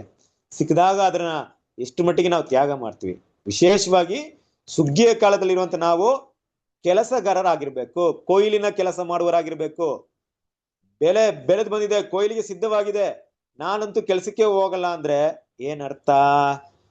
ನಾನು ಸುಗ್ಗಿಯ ಕೆಲಸ ಮಾಡಲ್ಲ, ಹೊಲಕ್ಕೆ ಹೋಗಲ್ಲ, ಕೊಯ್ಯುವ ಕೆಲಸ ಮಾಡಲ್ಲ ಅಂದ್ರೆ ಏನರ್ಥ? ಅದೇ ತಾನೇ ನಮ್ಮ ಮುಖ್ಯವಾದಂತ ಕೆಲಸ ಅಲ್ವಾ? ನೋಡ್ರಿ, ಓದ್ರಿ ವಾಕ್ಯ ನೋಡ್ರಿ, ಆಮೋಸ್ 9ನೇ ಅಧ್ಯಾಯ 13ನೇ ವಾಕ್ಯ ಓದ್ರಿ. ಕರ್ತನು ಹೇಳುವುದೇನೆಂದರೆ, ಇಗೋ, ದಿನಗಳು ಬರುವವು, ಆಗ ಉಳುವವನು ಕೊಯ್ಯುವವನನ್ನು, ದ್ರಾಕ್ಷೆ ಮಾರುವವನು ಬೀಜ ಬಿತ್ತುವವನನ್ನು ಹಿಂದಟ್ಟುವರು. ಬೆಟ್ಟಗಳು ಹೊಸ ಸಿಹಿ ದ್ರಾಕ್ಷಾರಸವನ್ನು ಸುರಿಯುವವು, ಗುಡ್ಡಗಳೆಲ್ಲ ಕರಗುವವು. ನೋಡಿದ್ರ ಕೃಷ್ಣನ್ ಬಿದ್ದೆ ಸರಸ್ವರೇ, ಈ ವಾಕ್ಯ ಏನ್ ಹೇಳ್ತಿದೆ ಗೊತ್ತಾ? ಉಳುವವನು ಯುಗದ ಕರೆದು ಕೊಯ್ಲುಗಾರನು ಹಿಂದಕ್ಕಲು ಬರುವುದು ದೂರವಿಲ್ಲ ಅಂದ್ರೆ, ಉಳುವವನ್ ಏನ್ ಮಾಡ್ತಾನೆ? ಕೊಯ್ಯುವವನ್ನ ಹಿಂದಿಕ್ಕಲು, ಅವನ್ನ ಹಿಂದಿಕ್ಕಕ್ ಬರ್ತಾನೆ ಅಂದ್ರೆ ಏನರ್ಥ? ಯಾರೋ ಒಬ್ರು ಉಳ್ತಾ ಇದಾರ, ಒಬ್ರು ಕೊಯ್ತಾ ಇದ್ರೆ, ಸುಗ್ಗಿ ಕೆಲಸ ಮಾಡ್ತಾ ಇದ್ರೆ. ಎಷ್ಟೊತ್ತು ಮಾಡ್ತೀರಾ ಸುಗ್ಗಿ ಕೆಲಸ? ಸ್ವಲ್ಪ ಸಮಯ. ಒಬ್ರು ನಿಂತ್ಕೊಂಡಿದಾರೆ ಹೊಲದ ಆಚೆ, ಏನಂತ ನಿಂತ್ಕೊಂಡಿದ್ರೆ, ಬೇಗ ಸುಗ್ಗಿ ಕೆಲಸ ಮುಗಿಸ್ಕೊಂಡ್ ಬಾರಪ್ಪ, ಮುಂದಿನ ಕೆಲಸ ನಾನ್ ಮಾಡ್ಬೇಕು, ಉಳ್ಬೇಕು, ನಿನ್ಗಿಂತ ಮುಂದೆ ನಾನು ಕೆಲಸ ಮಾಡ್ಬೇಕಾಗಿದೆ ಅಂದ್ರೆ ಈ ಸಮಯ ಹೋಗ್ತಾ ಇದೆ, ಸುವಾರ್ಥ ಸಮಯ ಮುಗಿದು 1000 ವರ್ಷ ಆಳ್ವಿಕೆಗೆ, ಉಳುವಿಕೆಗೆ ಸಿದ್ಧವಾಗ್ತಿದೆ. ಕೃಷ್ಣನ್ ಬಿದ್ದೆ ಸಹಸ್ರರೇ, ಇನ್ನು ಸಮಯ ತುಂಬಾ ಕಡಿಮೆ ಇದೆ. ಅವ್ರು ಹಿಂದಿಕ್ ಬಿಡ್ತಾರೆ ನಮ್ಮನ್ನ, ಅವ್ರು ಫಾಸ್ಟ್ ಆಗಿ ಉಳ್ಕೊಂಡು ಹೋಗ್ತಾರೆ. ಈಗ ನಾವು ಸ್ಲೋ ಮಾಡಂಗಿಲ್ಲ, ನಮ್ ಟೈಮ್ ಇಷ್ಟೇ ಇರೋದು. ಸುಗ್ಗಿಯ ಕೆಲಸ ಮುಗಿತಾ ಉಳುವ ಕೆಲಸ ಶುರು ಮಾಡ್ಬೇಕು ಅಲ್ವಾ? ಉಳೋದಂದ್ರೆ ಏನು? ಇಡೀ ಪ್ರಪಂಚದಲ್ಲಿ ಭೂಮಿನೆಲ್ಲ ಅಗ್ದು ಬೇಡದಿರುವಂತ ತೆಗೆದಾಕುವಂತ ಆರ್ಮಗದನ್ ಯುದ್ಧ ಶುರುವಾಗಿ ಮತ್ತೆ ಬೀಜವನ್ನ ಬಿತ್ತುವಂತ ಕೆಲಸ ಶುರು ಮಾಡ್ಬೇಕು. 1000 ವರ್ಷ ಆಳ್ವಿಕೆಯಲ್ಲಿ ಎಲ್ರಿಗೂ ಪುನರ್ತನ ಕೊಟ್ಟು ಸುವಾರ್ತೆ ಹೇಳುವಂತ ಬಿತ್ತುವ ಕೆಲಸ ಮತ್ತೆ ಶುರು ಮಾಡ್ಬೇಕು. ಮತ್ತೆ ಈ ಒಂದು 1000 ವರ್ಷ ಅಂತ್ಯದಲ್ಲಿ ಸುಗ್ಗಿ ಒಂದು ಬರುತ್ತೆ. ಅದಕ್ಕೆ ಉಳು ಕೆಲಸ ಮಾಡ್ಬೇಕಲ್ಲ. ಉಳುವ ಕೆಲಸ ಮಾಡೋದಕ್ಕೆ ಉಳುಮೆಗಾರರು ಸಿದ್ಧವಾಗಿದ್ದಾರೆ. ನಾವು ವೆಯ್ಟ್ ಮಾಡ್ತಾ ಇದ್ರೆ ಆರ್ಮಗದನ್ ಯುದ್ಧ ಬಂದ್ಬಿಡುತ್ತೆ ಅಲ್ವಾ? ಸುಗ್ಗಿಯ ಕೆಲಸವನ್ನ ಎಷ್ಟು ಬೇಗ ಆಗುತ್ತೋ ಅಷ್ಟು ಬೇಗ ಮಾಡಿ ಮುಗಿಸಿ ಓಟವನ್ನ ಮುಗಿಸ್ಬೇಕು.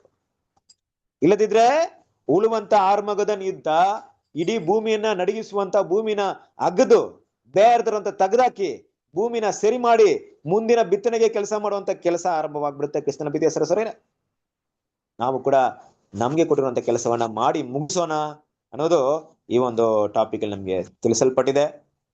ಅದರಿಂದ ಕೃಷ್ಣನ ಬಿದ್ದೆ ಸರಸರೇ, ನಿಮ್ಮೆಲ್ರಿಗೂ ಒಂದು ವಿನಂತಿ ಏನಪ್ಪಾ ಅಂದ್ರೆ, ಆದಷ್ಟು ಈ ಸ್ಪಿರಿಟ್ ನ ನಿಮ್ ಮೈಂಡ್ ಇಟ್ಕೊಳ್ರಿ. ನಾವು ಕರ್ತನಾದ ಯೇಸು ಕ್ರಿಸ್ತನ ಹೊಲದಲ್ಲಿ ಕೆಲಸ ಮಾಡುವಂತ ಕೊಯ್ಲುಗಾರರು. ಒಂದ್ ವೇಳೆ ನಮ್ಮ ಕೈಯಲ್ಲಿರುವಂತ ಸಾಮರ್ಥ್ಯಕ್ಕೆ ತಕ್ಕ ಹಾಗೆ ಕೊಯ್ಲು ಮಾಡೋಣ. ಕೆಲವರು ಮೂಟೆ ಮೂಟೆ ಗೋಧಿಗಳನ್ನ ಕೊಯ್ಬಹುದು, ಕೆಲವರು ಒಂದು ತೆನೆ ಮಾತ್ರ ಕಟ್ ಮಾಡಬಹುದು. ಹೆಂಗಿದ್ರು ಒಟ್ನಲ್ಲಿ ಕೊಯ್ಲಿನ ಕೆಲಸ ಮಾಡೋಣ ಅನ್ನೋ ಸ್ಪಿರಿಟ್ ನ ಮೈಂಡ್ ಅಲ್ಲಿ ಇಟ್ಕೊಳ್ರಿ ಅಲ್ವಾ? ಯಾವಾಗ್ಲೂ ಇಟ್ಕೊಳ್ರಿ. ಅವಕಾಶ ಸಿಕ್ಕಿದ್ರೆ ಕೊಯ್ಲಿನ ಕೆಲಸ ಮಾಡ್ತೀನಿ ಅಲ್ವಾ? ಇದು ನಿಮ್ಮನ್ನ ಒಂಥರ ಏನ್ ಅನ್ಸ್ಬೋದು, ಫೈರ್ ಆಗಿಟ್ಟಿರುತ್ತೆ. ಕೃಷ್ಣನ ಬಿದ್ದೆ ಸರ್, ಯಾವಾಗ ಸುಗ್ಗಿ ಕಾರ್ಯದಲ್ಲಿ ಇನ್ವಾಲ್ವ್ ಆಗ್ತೀರಾ ನೀವು ಫೈರ್ ಆಗಿರ್ತೀರಾ. ಫೈರ್ ಅಂದ್ರೆ ಕಡದಲ್ಲಿ ಇರ್ತೀರಾ, ಸಿದ್ಧತೆ ಓಕೆ. ಇನ್ನೊಂತೀವಿ ಈಗ ಬಿಸಿಯಾಗಿರುತ್ತೆ ಈಗ ಅಲ್ವಾ? ಬಿಸಿಯಾಗಂದ್ರೆ ಹೆಂಗಿರ್ತೀರಾ? ತಣ್ಣಗೂ ಅಲ್ಲ ಬೆಚ್ಚಗೂ ಅಲ್ಲ ಅನ್ನೋ ರೀತಿಯಲ್ಲಿ ಇರುತ್ತೆ. ಹೇಗಿರ್ತೀರಾ ನೀವು? ಒಳ್ಳೆ ಬೆಚ್ಚಗಂದ್ರೆ ತುಂಬಾ ಫೈರ್ ಆಗಿರ್ತೀರಾ, ಉಗುರು ಬೆಚ್ಚ ಅಲ್ಲ ಅಂದ್ರೆ ಆಕ್ಟಿವ್ ಆಗಿರ್ತೀವಿ. ಎಸ್, ಆಕ್ಟಿವ್ ಆಗಿರ್ತೀವಿ. ಸುವಾರ್ತೆ ಸೇವೆ ನಮ್ಮನ್ನ ಆಕ್ಟಿವ್ ಮಾಡುತ್ತೆ. ನೋಡಿದ್ರೆ ಯಾವತ್ತು ಸುವಾರ್ತೆ ಸೇವೆ ಮಾಡೋರು ಹೆಂಗಿರ್ತಾರೆ ನೋಡಿದಿರಾ? ಅವ್ರ ಗುರಿಗಳು ಹೆಂಗಿರುತ್ತೆ, ಪ್ಲಾನಿಂಗ್ ಹೆಂಗಿರುತ್ತೆ? ಏನಾದ್ರೂ ಮಾಡ್ತಾ ಇರ್ಬೇಕು, ದೇವ್ರ ಮಕ್ಕಳು ದೇವ್ರ ವಿಷಯಗಳು ಮಾತಾಡ್ತಾ ಇರ್ಬೇಕು ಅಂತ ಯಾವಾಗಲೂ ಪ್ಲಾನ್ ಮಾಡ್ತಾ ಇರ್ತಾರೆ. ಅಂತ ಒಂದು ಆಕ್ಟಿವ್ನೆಸ್ ಸ್ಪಿರಿಟ್ ನ ಡೆವಲಪ್ ಮಾಡ್ಕೊಬೇಕು. ತುಂಬಾ ಜನರಿಗೆ ಇನ್ನೊಂದು ಪ್ರಶ್ನೆ ಬರುತ್ತೆ, ಬ್ರದರ್ಸ್ಗಳು ಓಕೆ, ಸಿಸ್ಟರ್ ನಾವೇನಪ್ಪ ಮಾಡೋದು ಅಂತ. ಸಿಸ್ಟರ್ ಪಿಕೆ ಸರಸರಿರೇ, ಸುವಾರ್ತೆ ಕೆಲಸದಲ್ಲಿ ಸಹೋದರ ಸಹೋದರಿ ಏನಂತ ಏನೇ ಭೇದವಿಲ್ಲ. ಏನು ಒಂದೇ ಒಂದು ಚೇಂಜ್ ನೀವು ನೋಡ್ಬೋದು. ನಾವು ಫುಲ್ ಫಿಟ್ ಮೇಲೆ ನಿಂತ್ಕೊಂಡು ಮಾತಾಡ್ತೀವಿ, ಇಲ್ಲ ಈ ತರ ಸಬ್ಜೆಕ್ಟ್ ತಗೊಳ್ತೀವಿ. ಅದನ್ನ ಬಿಟ್ರೆ ಅಧಿಕ ಭಾಗ ಪ್ರಯಾಸ ಪಡೋದು ಸಹೋದರಿಯರೇ. ಅವರ ಪ್ರಯಾಸದಿಂದ ನಮ್ ಸುಗ್ಗಿ ಕೆಲಸ ನಡೆಯೋದು, ಇಲ್ಲ ಅಂದ್ರೆ ಏನೂ ನಡೆಯಲ್ಲ. ಅವ್ರ ತ್ಯಾಗ ಎಲ್ಲ ಎಷ್ಟಿದೆ ಗೊತ್ತಾ? ಅವರ ಸ್ಯಾಕ್ರಿಫೈಸ್ ಎಲ್ಲ ಎಷ್ಟಿದೆ ಗೊತ್ತಾ? ಸುವಾರ್ತೆಗೋಸ್ಕರ ಕೆಲವೊಬ್ರು ಏನೆಲ್ಲ ಸ್ಯಾಕ್ರಿಫೈಸ್ ಮಾಡ್ತಾರೆ ಗೊತ್ತಾ? ಕೆಲವೊಂದು ಟೈಮಲ್ಲಿ ನಾವು ಫಂಕ್ಷನ್ಗೆ ಹೋಗಿದ್ದಾಗ ಒಂದು ಮೀಟಿಂಗ್ ಮಾಡ್ಬೇಕಾದ್ರೆ ಆ ಮೀಟಿಂಗ್ ಮುಗಿಸ್ಕೊಂಡು ನಾವು ಬರೋ ಅಷ್ಟರಲ್ಲಿ ಎಲ್ಲಾ ಸಹೋದರ ಸೇರಿಸಿ ಸಹೋದರ ಒಂದು 50 ಜನರಿಗೆ ಅಡಿಗೆ ಮಾಡಿದ್ರು. ನಾವು ಆಶ್ಚರ್ಯಪಟ್ಟಿದ್ವಿ, ಏನಪ್ಪ ಇಷ್ಟು ಕಷ್ಟಪಟ್ಟಿದ್ದಾರೆ ಸಹೋದರಿ ಅಂದ್ಬಿಟ್ಟು. ಏನಕ್ಕಪ್ಪ ಇಷ್ಟು ಕಷ್ಟಪಡಕ್ ಹೋದ್ರಿ, ನಾವು ಹೋಟ್ಲಲ್ಲಿ ತಗೊಂಡ್ ತಿನ್ಬಿಟ್ಟು ಹೋಗ್ತಿದ್ವಲ್ಲ ಅಂದ್ರೆ ಅವ್ರು ಹೇಳಿದ ಮಾತು ಹೆಂಗಿತ್ತು ಗೊತ್ತಾ, ನಮ್ ಕೈಯಲ್ಲಿ ಇದೇ ಮಾಡಕ್ಕಾಗುತ್ತೆ ನಿಮ್ ಸೇವೆಗೋಸ್ಕರ, ಅದನ್ನ ನಾವು ಮಾಡ್ತೀವಿ, ಅದನ್ನು ನಮ್ ಮಾಡಕ್ ಬಿಡಲ್ಲ ಅಂತಿದ್ರಲ್ಲ ನೀವು ಅಂದ್ಬಿಟ್ಟು. ನೋಡ್ರಿ ಅವ್ರು ಎಷ್ಟು ಕಷ್ಟಪಟ್ಟು ಸಹೋದರಿಗೆಲ್ಲ ಆ ರೀತಿ ರೆಡಿ ಮಾಡಿ ಇಟ್ಕೊಂಡ್ಬಿಟ್ಟಿದ್ರು. ಅದು ಕೂಡ ಸುವಾರ್ತೆ ಸೇವೆಯ ಭಾಗವಾಗಿರುತ್ತೆ ಕ್ರಿಸ್ತನ ಪ್ರೀತಿಯ ಸರಿಯರೆ. ನಾನು ಊಟದ ಬಗ್ಗೆ ಹೇಳ್ತಾ ಇಲ್ಲ, ಏನ್ ಬೇಕಾದ್ರೂ ಇರ್ಬೋದು. ನಾವು ಅವ್ರಿಗೆ ಮಾಡುವಂತ ಅವರ ಕೆಲಸ ಮುನ್ನಡೆಯೋದಕ್ಕೆ ನಮ್ಮ ಕೈಯಲ್ಲಿಂದ ಆಗಿರುವಂತ ಏನೇ ವಿಷಯ ಇರ್ಬೋದು, ಆಕ್ಟಿವ್ನೆಸ್ ಒಳ್ಳೇದಾಗ್ಬೇಕಪ್ಪ, ಈ ಸುವಾರ್ತೆ ಸುಗ್ಗಿ ಕಾರ್ಯ ನಡಿಬೇಕು, ಇದರಿಂದ ನನ್ನ ಕೈಯಿಂದ ಏನ್ ಮಾಡಕ್ಕಾಗುತ್ತೆ ನಾನು ಮಾಡ್ಬೇಕು ಅನ್ನೋ ಭಾವನೆ ದೇವ್ರ ಮಕ್ಕಳು ಬೆಳೆಸ್ಕೊಳ್ಳೋದು. ಈ ಸ್ಪಿರಿಟ್ ನ ಇಟ್ಕೊಳ್ರಿ. ಬೇಸಿಕ್ ಆಗಿ ನಾನು ಹೇಳಿದಿಷ್ಟೇ, ಯಾವಾಗ್ಲೂ ಸುವಾರ್ತೆನ ಸಾರ್ಬೇಕು, ದೇವರ ಸತ್ಯವನ್ನ ಇನ್ನು ಕ್ಷಣ ಗಣನೆಯಲ್ಲಿ ಸುಗ್ಗಿ ಕಾರ್ಯ ಮುಗಿತಾ ಇರುತ್ತೆ. ಆಮೇಲೆ ನಾನು ಹೇಳ್ಬೇಕಂದ್ರು ಹೇಳಕ್ ಇಷ್ಟಪಟ್ರು ಯಾರು ಕೇಳಕ್ ಸಿದ್ಧ ಇರಲ್ಲ, ನನ್ನ ಮಾತಿಗೆ ಬೆಲೆನೂ ಇರಲ್ಲ, ಅವಶ್ಯಕತೆನೂ ಇರಲ್ಲ. 1000 ವರ್ಷದ ಆಳ್ವಿಕೆಯಲ್ಲಿ ರಾನ್ಸಮ್ ಬಗ್ಗೆ ಮಾತಾಡಕ್ ಹೋಗ್ತೀರಾ? ನಿಮ್ಮ ಅವಶ್ಯಕತೆ ಯಾರಿಗೂ ಬೇಕಾಗಿಲ್ಲ. ಎಲ್ರಿಗೂ ಗೊತ್ತಿರುತ್ತೆ ಸಮುದ್ರದಲ್ಲಿ ಹೇಗೆ ನೀರು ತುಂಬಿಕೊಂಡಿರುತ್ತೋ, ಕರ್ತನನ್ನು ತಿಳಿಯುವಂತ ತಿಳುವಳಿಕೆ ಭೂಮಿಯಲ್ಲಿ ತುಂಬಿಕೊಂಡಿರುತ್ತೆ, ಏನಕ್ಕೂ ಬೇಕಾಗಿಲ್ಲ. ಈಗ ನೋಡ್ರಿ, ಕೇಳ್ದೆ ಇದ್ರ ಪರವಾಗಿಲ್ಲ, ಮುಂದಿನ ದಿನ ಯೋಚನೆ ಮಾಡ್ತಾರಲ್ವಾ ನಾನು ಹೇಳಿದ ಬಗ್ಗೆ. ಈ ಸಿಸ್ಟರ್ ನನಗೆ ಈ ಬಗ್ಗೆ ಈ ಮಾಹಿತಿ ಬಗ್ಗೆ ಅವತ್ತು ಹೇಳಿದ್ರು. ಭೂಮಿಯಲ್ಲಿ ಈ ದೇಶದಲ್ಲಿ ಈ ಪ್ಲೇಸ್ ಅಲ್ಲಿ ಈ ಸಹೋದರಿ ಒಬ್ರು ಇದ್ರ ಬಗ್ಗೆ ನನ್ನ ಹತ್ರ ಮಾತಾಡಿದ್ರು, ನನ್ನ ನೆನಪಿದೆ, ಅದು ನಿಜ, ನನ್ನ ಕಣ್ಮುಂದೆ ನೋಡ್ತಾ ಇದ್ದೀನಿ. ನಾನು ಪುನರ್ತನವಾಗಿದ್ದೀನಿ, ಸತ್ಯ ಎದ್ದು ಬಂದಿದ್ದೀನಿ. ಹಾಗಿದ್ರೆ ಕ್ರಿಸ್ತನ ಮೂಲಕವೇ ನಾನು ಬಂದಿರ್ಬೇಕು, ರಾನ್ಸಮ್ ಕೊಟ್ಟಿರೋದ್ರಿಂದ ಬಂದಿರ್ಬೇಕು ಅಂತ ಅರ್ಥ ಮಾಡ್ಕೊಬಹುದು 1000 ವರ್ಷ ಆಳ್ವಿಕೆಯಲ್ಲಿ. ಈ ಸಹೋದರ ಇದ್ರ ಬಗ್ಗೆ ನನಗೆ ಹೇಳಿದ್ರು, ಅವತ್ತು ನಾನು ಅದ್ರ ಬೆಲೆ ಕೊಡ್ಲಿಲ್ಲ. ಆದ್ರೆ ಇವತ್ತು ನಾನು ಅದನ್ನ ರಿಯಲೈಸ್ ಮಾಡ್ತಾ ಇದ್ದೀನಿ. ನಾನು ಇವತ್ತು ಜೀವಂತವಾಗಿ ಬಂದಿದ್ದೀನಿ ಅಂದ್ರೆ ಅದು ಆ ಸತ್ಯದಿಂದ ಅಂತ ಅವತ್ತು ಅರ್ಥ ಮಾಡ್ಕೊಂಡು ನಿಮ್ಮನ್ನ ಹುಡುಕ್ಬಹುದು, ಎಲ್ಲಿದ್ದೀರಾ ಅಂತ ನೀವು ಅಂತ. ಇವತ್ತು ಕೇಳ್ದೆ ಇದ್ರು ಪರವಾಗಿಲ್ಲ, ಸುವಾರ್ತೆನ ಹೇಳಿ ಕ್ರಿಸ್ತನ ಪ್ರೀತಿಯ ಸಹೋದರರೇ. ಈ ಸ್ಪಿರಿಟ್ ನ ಬೆಳೆಸ್ಕೊಳ್ಳಿ. ಮುಂದಿನ ವಿಷಯಕ್ಕೆ ಹೋಗೋಣ. ಸೊ ಮುಖ್ಯವಾದಂತ ಒಂದು ಪಾಠಕ್ಕೆ ಹೋಗ್ತಾ ಇದ್ವಿ. ಟಾಪಿಕ್ ನ ಓದ್ರಿ.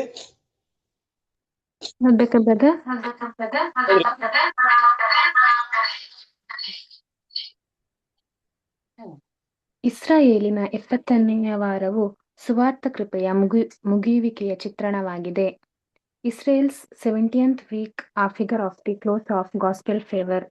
ಇಸ್ರಾಯೇಲ್ಯರ 70ನೆಯ ವಾರವು ಅವರ ಕೃಪೆಯ ಕಡೆಯ 7 ವರ್ಷಗಳು, ಅದರ ಪ್ರಾರಂಭದಲ್ಲಿ, ಮಧ್ಯದಲ್ಲಿ ಮತ್ತು ಅಂತ್ಯದಲ್ಲಿ ಸರಿಯಾದ ರೀತಿಯಲ್ಲಿ ಗುರುತಿಸಲ್ಪಟ್ಟಿದೆ ಎಂಬುದನ್ನು ನೆನಪಿನಲ್ಲಿಟ್ಟುಕೊಳ್ಳಬೇಕು.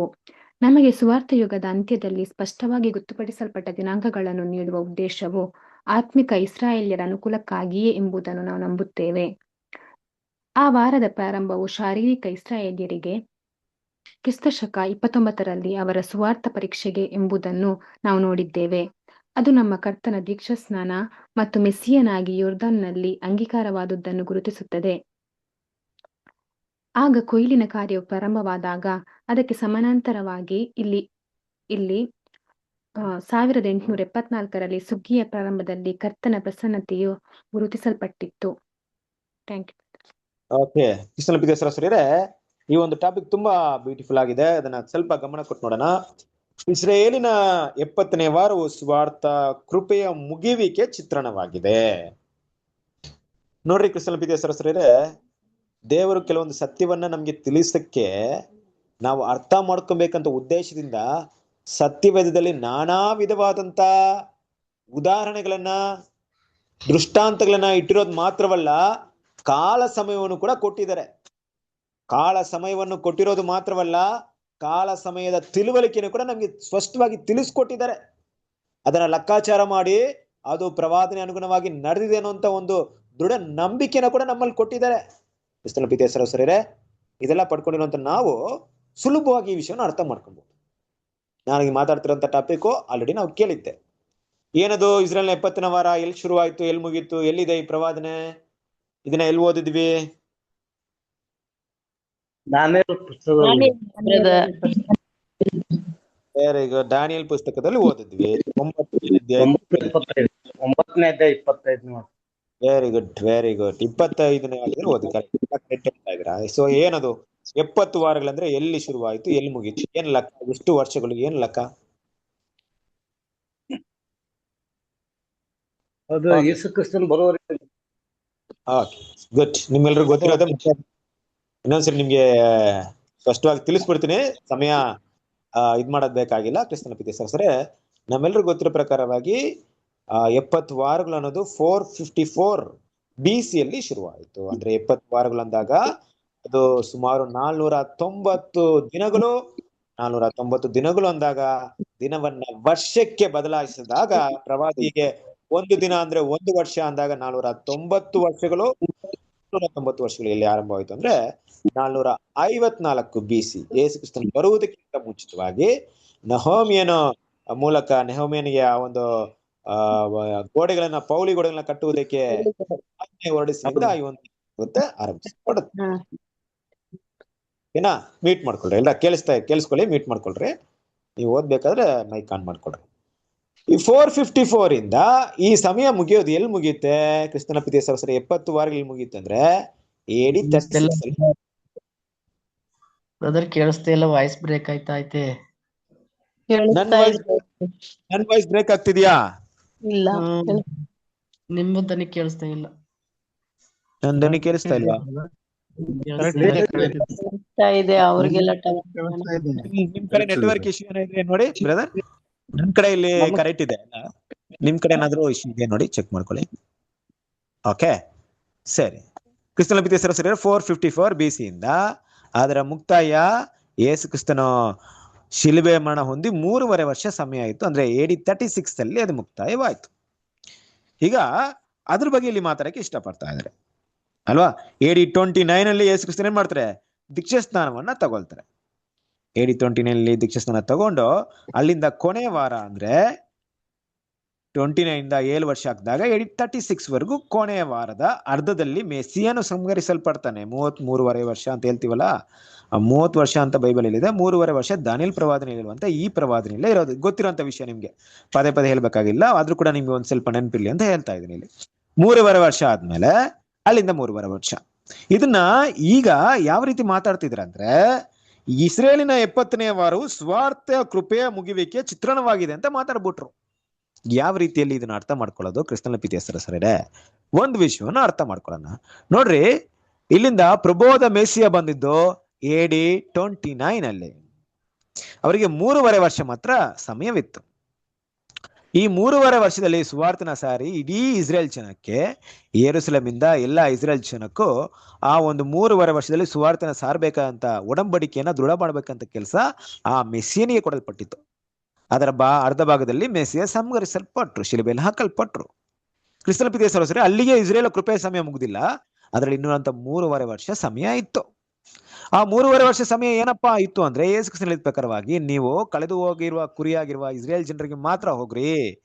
ಮೊದಲು ನೀವು ಯೆರೂಸಲೇಮ್, ಯೂದಯ, ಸಮರಿಯ, ಇಸ್ರೇಲ್ ಎಲ್ಲಾ ಭಾಗಕ್ಕೂ ಹೋಗಿ ನಂತರ ನೀವು ಅನ್ಯ ಜನಗಳ ಮಧ್ಯದಲ್ಲಿ ಹೋಗ್ರಿ ಅಂತ ಹೇಳಿದ್ರು. ಇವರು 3.5 ವರ್ಷದಲ್ಲಿ ಏನ್ ಮಾಡ್ಬೇಕಾಯ್ತು? ಇಸ್ರೇಲ್ ಜನರಿಗೆಲ್ಲ ಸುವಾರ್ತೆ ಸರಬೇಕಾಯ್ತು. ಯಾಕಂದ್ರೆ ಅವ್ರಿಗಿರುವಂತ ಕೃಪೆಯ ಸಮಯ, ಆ ಸಮಯ ಮುಕ್ತಾಯವಾಗೋದ್ರ ಹೊರಡವಾಗಿ ಅವರು ಅನ್ಯ ಜನರಿಗೆ ಸುವಾರ್ತೆ ಹೇಳ್ಬೇಕಾಗಂತ ಅವಶ್ಯಕತೆ ಇರ್ಲಿಲ್ಲ. ಯಾರು ಕೂಡ ಹೋಗ್ಲಿಲ್ಲ. ಈಗ AD 36 ಏನ್ ನಡೀತು? ಹಿಸ್ಟ್ರಿಯಲ್ಲಿ ಏನ್ ನಡೀತು?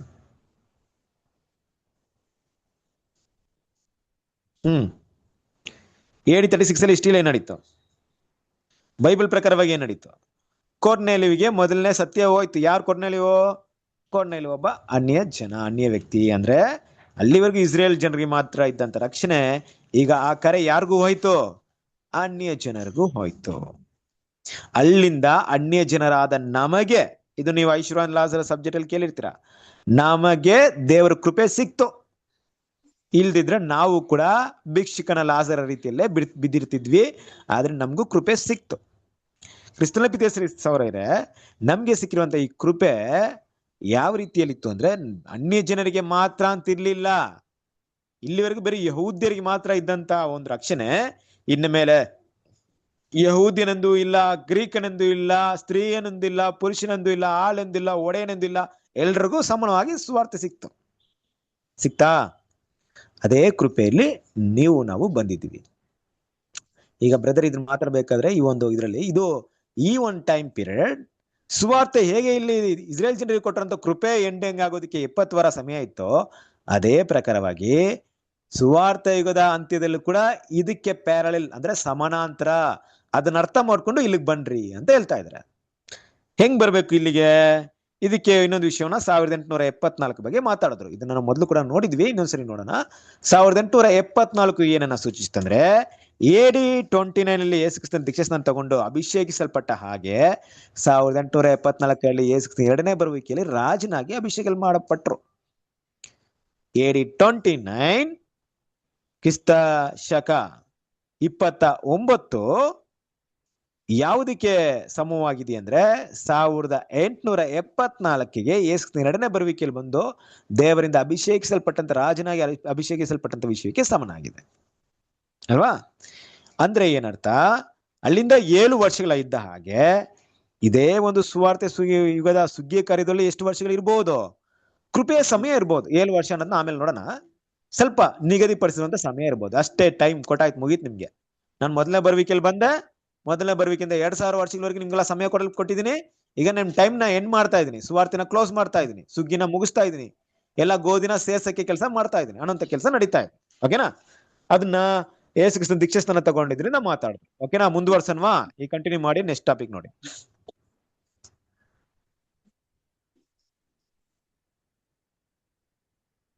ಹೋದ್ರಿ ಓದ್ಲಾ ಬ್ರದರ್? ಓದಿ ಬ್ರದರ್. ಆ ಒಡಂಬಡಿಕೆ ವಾರದ ಮಧ್ಯದಲ್ಲಿ ಕ್ರಿಸ್ತಶಕ 33ರಲ್ಲಿ ಇಸ್ರೇಲರನ್ನು ಒಂದು ಪದ್ಧತಿ ಅಥವಾ ಕ್ರೈಸ್ತ ಸಭಾ ರಾಷ್ಟ್ರವೆಂಬುದನ್ನು ನಿರಾಕರಿಸಿದ ದಿನವಾಗಿದೆ. ಮತ್ತು ಅದು ಶಿಲುಬೆಯ ಮೇಲೆ ನಮ್ಮ ಕರ್ತನು ಮರಣ ಹೊಂದಿದ್ದನ್ನು ಮತ್ತು ಆತನು ಮರಣ ಹೊಂದುವ ಸ್ವಲ್ಪ ದಿನಗಳ ಹಿಂದೆ ನಿಮ್ಮ ಆಲಯವು ನಿಮಗೆ ಬರಿದಾಗಿ ಬಿಟ್ಟಿದೆ. ಮತ್ತಾಯನು ಬರೆದ ಸುವಾರ್ತೆ 23ನೇ ಅಧ್ಯಾಯ 38ನೇ ವಾಕ್ಯ ಎಂದು ಹೇಳಿದ ಮಾತುಗಳಿಂದ ಗುರುತಿಸಲ್ಪಟ್ಟಿದೆ.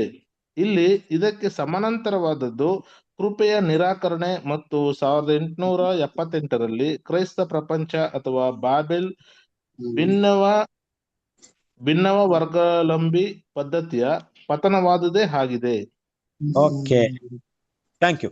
ಇಲ್ಲೇನ್ ನೋಡ್ತೀವಂದ್ರೆ ಕ್ರಿಸ್ತನ ಪ್ರೀತಿಯರೇ, ಯೇಸು ಕ್ರಿಸ್ತನು 33ರಲ್ಲಿ ಏನಾದ್ರು ಇಡೀ ಇಸ್ರೇಲ್ ಜನರಿಗೆ ಸುವಾರ್ತೆ ಹೇಳಿದ್ಮೇಲೆ ಏನಾದ್ರು ಒಂದ್ ಮಾತು ಹೇಳಿದ್ರು ಅಲ್ವಾ? ನಿಮ್ಮ ಆಲಯವು ನಿಮಗೆ ಬರಿದಾಗಿ ಬಿಡಲ್ಪಡುತ್ತೆ. ಇನ್ ಮೇಲೆ ಯಾವಾಗ ಕರ್ತನ ನಾಮದಲ್ಲಿ ಬರುವವರಿಗೆ ಸ್ತೋತ್ರ ಅಂತ ಹೇಳುವವರೆಗೂ ನಿಮ್ಮ ಆಲಯ ನಿಮ್ಗೆ ಬರಿದಾಗಿ ಬಿಡಲ್ಪಡುತ್ತೆ ಅನ್ನುವಂತ ಒಂದು ಮಾತು ಹೇಳ್ಬಿಟ್ಟು, ಅಂದ್ರೆ ನೀವು ನನ್ನನ್ನ ಅಂಗೀಕಾರ ಮಾಡಿಲ್ಲ, ನನ್ನನ್ನ ಅಕ್ಸೆಪ್ಟ್ ಮಾಡಿಲ್ಲ, ಆದ್ರಿಂದ ನಾನ್ ನಿಮ್ಮನ್ನ ರಿಜೆಕ್ಟ್ ಮಾಡ್ತಾ ಇದ್ದೀನಿ. ಯು ಆರ್ ರಿಜೆಕ್ಟೆಡ್, ನೀವೆಲ್ಲರೂ ನನ್ನಿಂದ ನಿರಾಕರಿಸಲ್ಪಟ್ಟಿದ್ರಾ ಅನ್ನುವಂತ ವಿಷಯ. ಓಕೆನಾ? ಮೀಟ್ ಮಾಡ್ಕೊಳ್ರಿ, ಮುಗ್ಸೋಣ.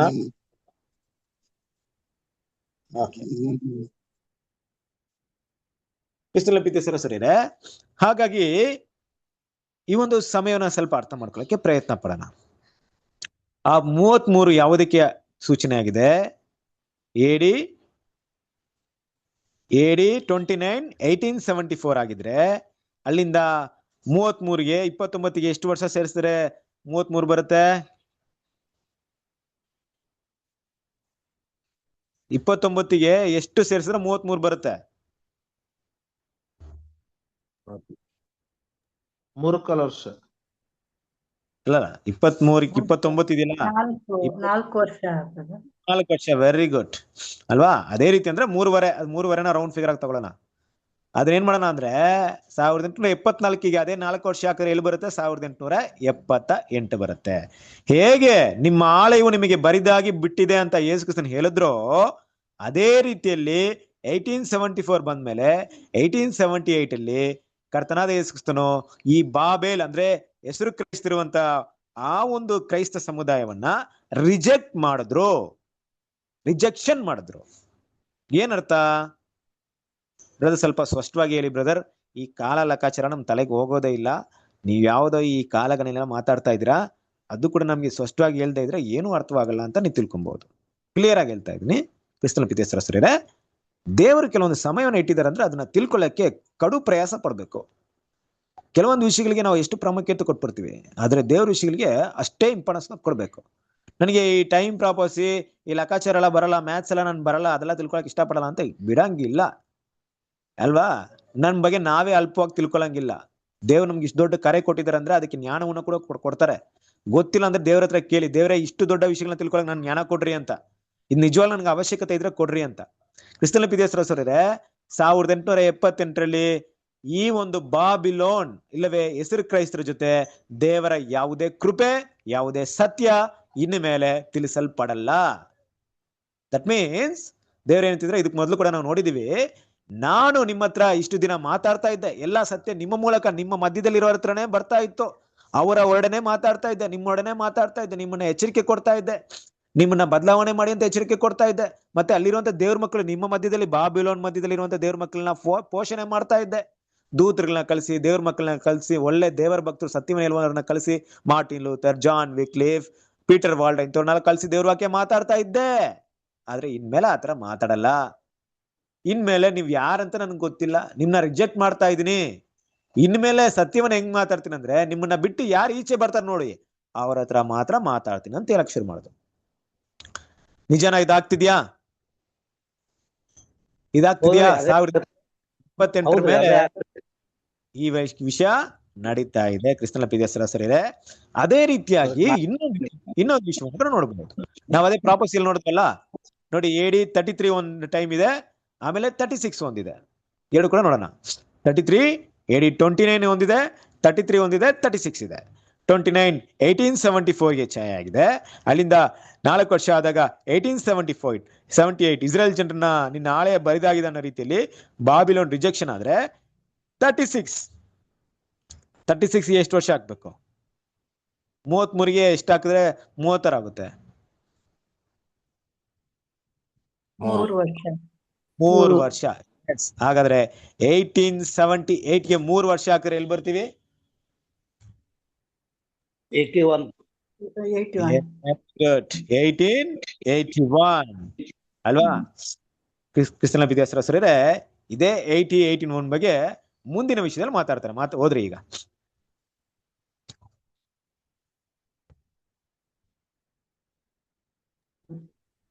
ಇಸ್ರೇಲರ ಒಡಂಬಡಿಕೆ ವಾರದ ಕಡೆಯ ಅರ್ಧ ಭಾಗವು 33ರಿಂದ 36ರವರೆಗೆ 3.5 ವರ್ಷಗಳು. ರಾಷ್ಟ್ರೀಯ ಅಥವಾ ವರ್ಗಾವಲಂಬಿಗಳ ಕೃಪಾಕಾಲವಲ್ಲ, ಆದರೆ ಅದು ವ್ಯಕ್ತಿಗತ ಕೃಪಾಕಾಲವಾಗಿದ್ದು, ಇಸ್ರೇಲರಿಗೆ ಪೂರ್ವದಲ್ಲಿನ ಹೆಸರು ಮಾತ್ರದ ಸಭೆಯ ವಾಹಿನಿಯ ಮೂಲಕವಲ್ಲ, ಆದರೆ ವ್ಯಕ್ತಿಗತವಾಗಿ ಅವರು ಅದನ್ನು ಸ್ವೀಕರಿಸುವವರಾದರೆ ಎಲ್ಲಾ ಕೃಪೆಯು ಮತ್ತು ಅಬ್ರಹಾಮನ ಒಡಂಬಡಿಕೆಯ ವಿಶೇಷ ಸವಲತ್ತುಗಳಿಂದ 70 ಸಾಂಕೇತಿಕ ವರ್ಷಗಳ ಅಂತ್ಯದವರೆಗೆ ಅವರ ಕೃಪೆಯ ಮಿತಿಯು ಕೊರ್ನೆಲನ ಮತ್ತು ಅನ್ಯ ಜನರಿಗೆ ಸಾಮಾನ್ಯವಾಗಿ ಕೃಪೆಯನ್ನು ಕಳಿಸಿಕೊಡುವುದರಲ್ಲಿ ಗುರುತಿಸಲ್ಪಟ್ಟಿದೆ. ಹೀಗೆ ಇಲ್ಲಿ ಸಮಾನಾಂತರದಲ್ಲಿ ಏಪ್ರಿಲ್ 1878ರಿಂದ 3.5 ವರ್ಷಗಳಲ್ಲಿ ಕ್ರೈಸ್ತ ಪ್ರಪಂಚದವರು ಎಂದು ಹೇಳಿಕೊಳ್ಳುವವರನ್ನು ಅಥವಾ ಬಾಬೆಲಿನವರು ಅಕ್ಟೋಬರ್ 1881ರವರೆಗೆ ಕೃಪೆಯಿಂದ ತಿರಸ್ಕರಿಸಲಾಗಿದ್ದು, ಅದು ವ್ಯಕ್ತಿಗತ ನಂಬಿಕಸ್ಥರಿಗೆ ಮಿತಿಯಾದ ಮಹಾಕರೆಯ ಮುಕ್ತಾಯದ ಅವಧಿಯಾಗಿದೆ. ಈ ರೀತಿಯಲ್ಲಿ ಸರ್ವಸಾಮಾನ್ಯವಾದ ಕರೆಯು ಸಮಾನಾಂತರವಾಗಿ ಸುವಾರ್ಥ ಯುಗದ ಅನುಗ್ರಹ 1881ರ ಅಕ್ಟೋಬರ್ ದಿನಾಂಕದಲ್ಲಿ ಮುಗಿಯಿತು. ಹೇಗೆ ಕ್ರಿಸ್ತ ಶಕ 36ರಲ್ಲಿ ಯಹೂದ್ಯರ ಕೃಪೆಯ ಅಂತ್ಯವನ್ನು ಕಂಡುಕೊಂಡಿತು, ಆ ರೀತಿಯಂತೆಯೇ ಆಯಿತು. ಓಕೆ, ಕ್ರಿಸ್ತನ ವಿದ್ಯಾಸರಸರೇ ಇಲ್ಲಿಗೆ ನಾವು ಇದನ್ನ ಕ್ಲೀನ್ ಆಗಿ ಅರ್ಥ ಮಾಡ್ಕೊಂಡು ನಿಲ್ಸ್ಕೊಂಡ್ಬಿಡೋಣ.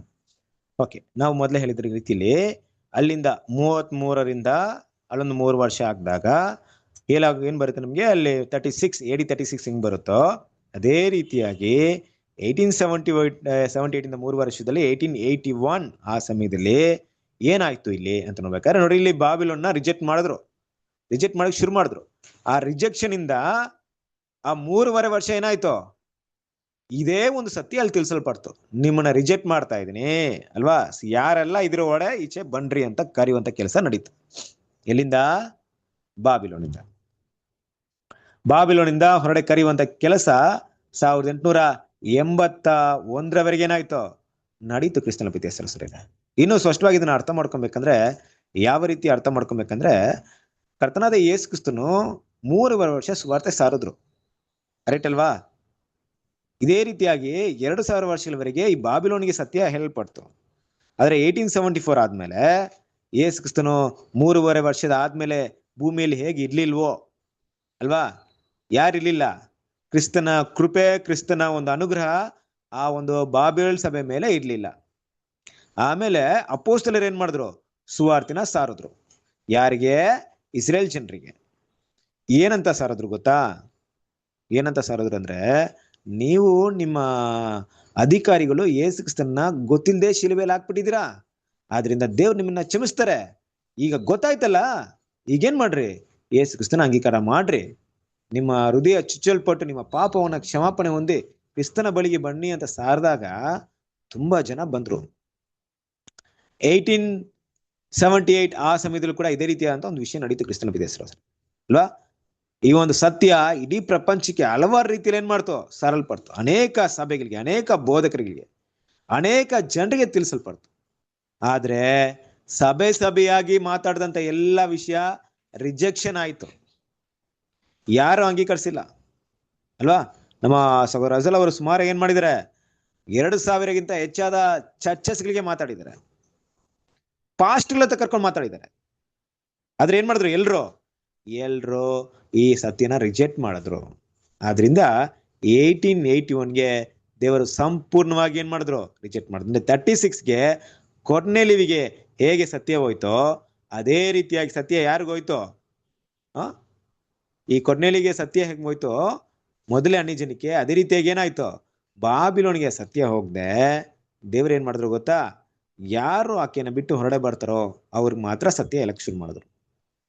ಅದು ಮಾತ್ರವಲ್ಲ, ಇನ್ನೊಂದು ವಿಷಯ ನಡೀತು. ಏನ್ ನಡೆದಿರ್ಬಹುದು 1881ನಲ್ಲಿ?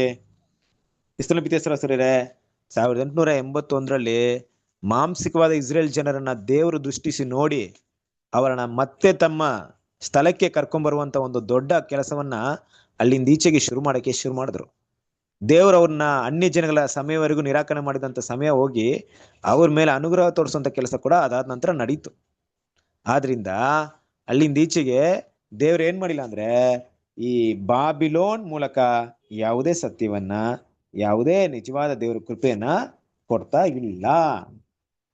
ಅದಕ್ಕೆ ನಾವು ನೋಡ್ತಿರುವಂತ ವಿಷಯ ಏನಪ್ಪಾ ಅಂದ್ರೆ, ಆಕೆಯನ್ನು ಬಿಟ್ಟು ನೀವೇನ್ ಮಾಡ್ರಿ? ಹೊರಗಡೆ ಬನ್ರಿ. ಯಾಕೆ ಅಂದ್ರೆ ಇನ್ ಮೇಲೆ ನಾನು ಏನ್ ಮಾಡಲ್ಲ, ಯಾವುದೇ ಶಬ್ದ ಕೇಳಲ್ಲ, ಯಾವುದೇ ಏನೋ ಹಾಡು ಸೌಂಡು ಇದೆಲ್ಲ ಕೇಳಲ್ಲ. ಅಲ್ಲಿ ದೇವ್ರ ವಾಕ್ಯ ಅನ್ನುವಂತ ಸೌಂಡ್ಸ್ ಕೇಳಲ್ಲ. ಅಲ್ಲಿ ಶಬ್ದ ಇದೆ, ಸತ್ಯ ಅಂತೂ ಇರಲ್ಲ. ಕೂಗೋದಿದೆ, ಕಿರ್ಚಾಡೋದಿದೆ, ಆದ್ರೆ ಅದ್ರೊಡೆ ಏನಿರಲ್ಲ? ಸತ್ಯ ಇರಲ್ಲ. ದೇವ್ರ ಮಕ್ಳು ಏನ್ ನೋಡ್ತೀವಿ ಅಂದ್ರೆ, ಇನ್ನು ಉಳಿದಂತ ಭಾಗವನ್ನ ಏನ್ ಮಾಡೋಣ? ದೇವ್ರ ಚಿತ್ತವಾದ್ರೆ ನಾವು ಕಂಪ್ಲೀಟ್ ಆಗಿ ಅದನ್ನ ಅರ್ಥ ಮಾಡ್ಕೊಳ್ಳಿಕ್ಕೆ ಪ್ರಯತ್ನ ಪಡೋಣ. ಆದ್ರೆ ಇಲ್ಲಿರುವಂತ ವಿಷಯ ಏನಪ್ಪಾ ಅಂದ್ರೆ, ದೇವರು ನಿಗದಿಪಡಿಸಿದ ಸಮಯದಲ್ಲಿ ಆ ಒಂದು ಟೈಮ್ ಎಂಡ್ ಆಯ್ತು, ಆ ಟೈಮ್ ಮುಗೀತು. ಈಗ ನಿಮ್ಗೆಲ್ಲ ಒಂದು ಪ್ರಶ್ನೆ ಬರ್ಬೋದು. ಪ್ರಶ್ನೆ ಬಂದಿದೆಯೋ ಇಲ್ವೋ ಗೊತ್ತಿಲ್ಲ, ಒಂದ್ ವೇಳೆ ಬರ್ದೇ ಇದ್ರೂ ಪರವಾಗಿಲ್ಲ, ನಾನೇ ಪ್ರಶ್ನೆ ಕೇಳ್ತೀನಿ, ಯೋಚನೆ ಮಾಡ್ತೀನಿ. ಬ್ರದರ್, 1881ರಲ್ಲೇ ಇದೆಲ್ಲ ನಡೆದಿದೆ ಅಂದ್ಬಿಟ್ಟು ಯಾವ ಆಧಾರದ ಮೇಲೆ ಇದನ್ನ ಹೇಳಕ್ ಇಷ್ಟಪಡ್ತಿದ್ವಿ? ಯಾವ ರೀತಿಯಲ್ಲಿ ಇದನ್ನ ಹೇಳ್ತಾ ಇದೀವಿ? ಹೇಗೆ ನೀವು ಅದು ಸಹೋದರ ಹೇಳಿದ್ನ ನೀವು ಅಂಗೀಕರಿಸ್ತೀರಾ ಅಂತ ಪ್ರಶ್ನೆ ಕೇಳ್ಬೋದು. ಕ್ರಿಸ್ತನ ಪಿತೇಶ್ವರ ಸರಿರೆ, ಕರ್ತನಾದ ಯೇಸು ಕ್ರಿಸ್ತನ 2ನೇ ಬರುವಿಕೆಯನ್ನ ನಾವು ಕಾಲ ಗಣನೆನ ಇಟ್ಟು ಅದನ್ನ ನಾವು ದೃಢವಾಗಿ ತಿಳ್ಕೊಳ್ತೀವ, ಇಲ್ಲ ಪ್ರವಾದನೆಗಳನ್ನ ಇಟ್ಟು ದೃಢವಾಗಿ ತಿಳ್ಕೊಳ್ತೀವ? ಮೊದಲು ಯಾವುದು? ಪ್ರವಾದನೆ. Very good. ನಮಗೆ ಮೊದಲು ಬಲವಾಗಿರೋದು ಪ್ರವಾದನೆ, ಆಮೇಲೆ ಅದಕ್ಕೆ ಇನ್ನೂ ಬಲವನ್ನು ಕೊಡೋದು ಕಾಲಗಣನೆ. ಅಂದ್ರೆ ಏನಪ್ಪಾ ಅರ್ಥ ಅಂದ್ರೆ, ಇಂತಿಂತ ಸನ್ನಿವೇಶಗಳು ನಡೆದಾಗ ಕರ್ತನಾದ ಯೇಸು ಕ್ರಿಸ್ತನ ಬರುವಿಕೆ ಇರುತ್ತೆ ಅನ್ನೋ ಸತ್ಯವನ್ನ ನಾವು ಯಾವಾಗ ಅರ್ಥ ಮಾಡ್ಕೊಳ್ತೀವೋ, ಅಂತಂತ ಸಮಯ ನಡಿಬೇಕಾದ್ರೆ, ಅಂತಂತ ಸನ್ನಿವೇಶ ನಡಿಬೇಕಾದ್ರೆ ಆ ಸಮಯದ ಕಾಲ ಏನಂತ ಹುಡುಕಿದಾಗ ನಮ್ಗೆ ಸಿಕ್ಕಿದ್ದು 1874. ಆದ್ರಿಂದ ಅದನ್ನ ಇಸ್ರೇಲ್ಗೆ ಪ್ಯಾರಲಾಗಿ ನೋಡಿದಾಗ ಅಲ್ಲಿಂದ 7 ವರ್ಷಗಳ ಕಾಲ 1881ರಲ್ಲಿ ಅಂತ್ಯವಾಗುತ್ತೆ. ಅದರಿಂದ ಇವತ್ತು ದೇವ್ರೇನ್ ಮಾಡಿದ್ದಾರೆ? ಅವ್ರನ್ನ ರಿಜೆಕ್ಟ್ ಮಾಡ್ಬಿಟ್ಟಿದ್ದಾರೆ. ಅದರಿಂದ ಕೆಲವರಿಗೆ ಕಷ್ಟವಾದ ವಿಷಯ ಏನಪ್ಪಾ ಅಂದ್ರೆ, ನಾವು ಮಾತಾಡ್ತಾ ಇರ್ಬೇಕಾರೆ, ಇಲ್ಲ ಬ್ರದರ್ ಅವ್ರನ್ನ ದೇವ್ರು ರಿಜೆಕ್ಷನ್ ಮಾಡಿರಲ್ಲ, ಅವ್ರ ಮೇಲೆ ಪ್ರೀತಿ ಇರ್ತಾರೆ ಅಂದ್ಬಿಟ್ಟು. ಖಂಡಿತ ಅವ್ರ ಮೇಲೆ ದೇವರು ಕನಿಕರ ಕೃಪೆ ಇಲ್ಲ ಅಂತ ಹೇಳ್ತಾ ಇಲ್ಲ. ಆದ್ರೆ ನಿಜವಾದ ಸತ್ಯ ಉಪದೇಶ, ಇಲ್ಲಿ ಮಾತಾಡುವಂತ ನಿಜವಾದ ಬೋಧನೆ ಯಾಕೆ ಅಲ್ಲಿ ಮಾತಾಡಕ್ ಬರ್ತಾ ಇಲ್ಲ? ಯಾಕೆ ಅಲ್ಲಿ ಹೇಳಲ್ಪಡ್ತಾ ಇಲ್ಲ? ಆ ಹೆಸರು ಕ್ರೈಸ್ತರ ಮಧ್ಯದಲ್ಲಿ ಯಾಕೆ ರಾನ್ಸಮ್ ಅಂತ ಸತ್ಯ ಗೊತ್ತಿಲ್ಲ? ಒಂದ್ ವೇಳೆ ದೇವ್ರು ಮಾತಾಡಿದ್ರೆ, ದೇವ್ರ ಕೃಪೆ ಅಲ್ಲಿದ್ದಿದ್ರೆ, ಅಲ್ಲಿ ಈ ಇಡುಬಳಿ ಅಂತ ಸತ್ಯ ಯಾಕೆ ಗೊತ್ತಾಗ್ಲಿಲ್ಲ? ಇನ್ನು ಕೂಡ ಏನಂತ ತಿಳ್ಕೊಂಡ್ಬಿಟ್ಟಿದ್ದಾರೆ, ಇಡೀ ಲೋಕನ ಕನ್ವರ್ಟ್ ಮಾಡೋಣ, ಎಲ್ರನ್ನ ಕ್ರೈಸ್ತರು ಮಾಡ್ಬಿಡೋಣ, ನರಕಕ್ಕೆ ಹೋಗದೆ ಕಾಪಾಡ್ಕೊಂಡ್ಬಿಡೋಣ ಅನ್ನುವಂತ ಭಾವನೆಲ್ಲ ಇದಾರೆ ಹೊರತು ಈ ಲೋಕಕ್ಕೆ ವಿಮೋಚನೆ ಬಲಿಯಾಗಿ ಯೇಸು ಕ್ರಿಸ್ತ ಕೊಟ್ಟಿರುವಂತ ಆ ಬೇಸಿಕ್ ಟ್ರೂತ್ ಯಾಕಲ್ಲಿ ಗೊತ್ತಾಗ್ಲಿಲ್ಲ? ರೀಸನ್ ಇಷ್ಟೇ, ದೇವರು ಅವ್ರನ್ನ ರಿಜೆಕ್ಷನ್ ಮಾಡಿರೋದಕ್ಕೆ ಇದು ಒಂದು ಬ್ಯೂಟಿಫುಲ್ ಎವಿಡೆನ್ಸ್. ಸತ್ಯ ಅಲ್ಲಿ ಇಲ್ಲ.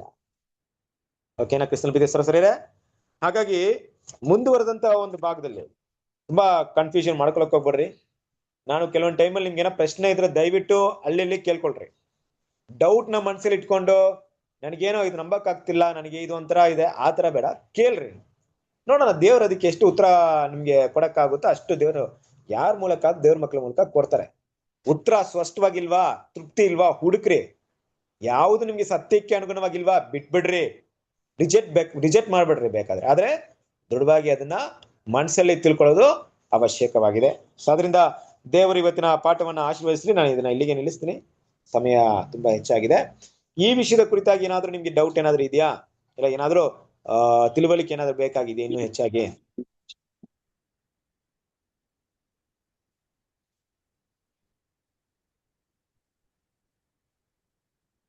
ಓಕೆನಾ? ಯಾರಿಗೂ ಯಾವುದೇ ಪ್ರಶ್ನೆ ಇಲ್ವಾ? ಇಲ್ಲ ಬ್ರದರ್, ನಮ್ಗೇನಿಲ್ಲ. ಸ್ಪಷ್ಟವಾಗಿದೆಯಾ? ಹೌದ್ರಿ ಬ್ರದರ್. ಓಕೆ, ಇನ್ನೊಂದ್ಸರಿ ಹೋದ್ರಿ ಅರ್ಥ ಮಾಡ್ಕೊಳ್ಳಿ. ಓಕೆನಾ? Thank you. ನಾನು ಮತ್ತೆ ಈ ವಿಷಯ ಏನಕ್ಕೆ ಕೇಳ್ತಾ ಇದ್ದೀನಿ ಅಂದ್ರೆ, ಕೃಷ್ಣ, ನಾನು ಒಂದು ವಿಷಯ ಅರ್ಥ ಮಾಡ್ಕೊಂಡ್ಮೇಲೆ ಎಲ್ಲಿವರೆಗೂ ಅದಕ್ಕೆ ಆಪೋಸಿಟ್ ಆದಂತ ಒಂದು ಡಾಕ್ಟ್ರಿನ್ ಬರಲ್ವೋ ಅಲ್ಲಿವರೆಗೂ ನಾನು ಎಷ್ಟು ಚೆನ್ನಾಗಿ ಅರ್ಥ ಮಾಡ್ಕೊಂಡಿದ್ದೆ ಅಂತ ಯಾರಿಗೂ ಗೊತ್ತಾಗಲ್ಲ. ನಾನು ಅದನ್ನ ಅರ್ಥ ಮಾಡ್ಕೊಂಡ್ಮೇಲೆ ಯಾರಾದ್ರೂ ಅದಕ್ಕೆ ಆಪೋಸಿಟ್ ಆಗಿ ಮಾತಾಡಿದ್ರೆ, ಅದಕ್ಕಿಂತ ಬಲವಾಗಿ ನಾನು ಅದನ್ನ ಇಟ್ಕೊಳಕ್ ಸಾಧ್ಯತೆ ಇದ್ರೆ ನಾನು ತುಂಬಾ ಚೆನ್ನಾಗಿ ಅರ್ಥ ಮಾಡ್ಕೊಂಡಿದ್ದೆ ಅನ್ನೋದಕ್ಕೆ ಅದೇ ಒಂದು ಎವಿಡೆನ್ಸ್. ಆ ರೀತಿ ಅರ್ಥ ಮಾಡ್ಕೊಳ್ರಿ, ಸ್ಪಷ್ಟವಾಗಿರ್ರಿ. ದೇವರು ನಿಮ್ಮೆಲ್ಲರನ್ನ ಆಶೀರ್ವದಿಸಲಿ. ಕೊನೆಯದಾಗಿ ಇವತ್ತಿನ ರಾತ್ರಿಗೆ ನಾವು ಪಾಠವನ್ನ ಮುಕ್ತಾಯ ಮಾಡೋಣ. ಓದಿ.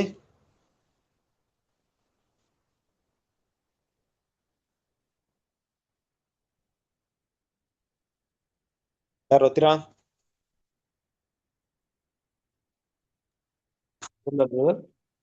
ಓದಿ ಬಿಡು.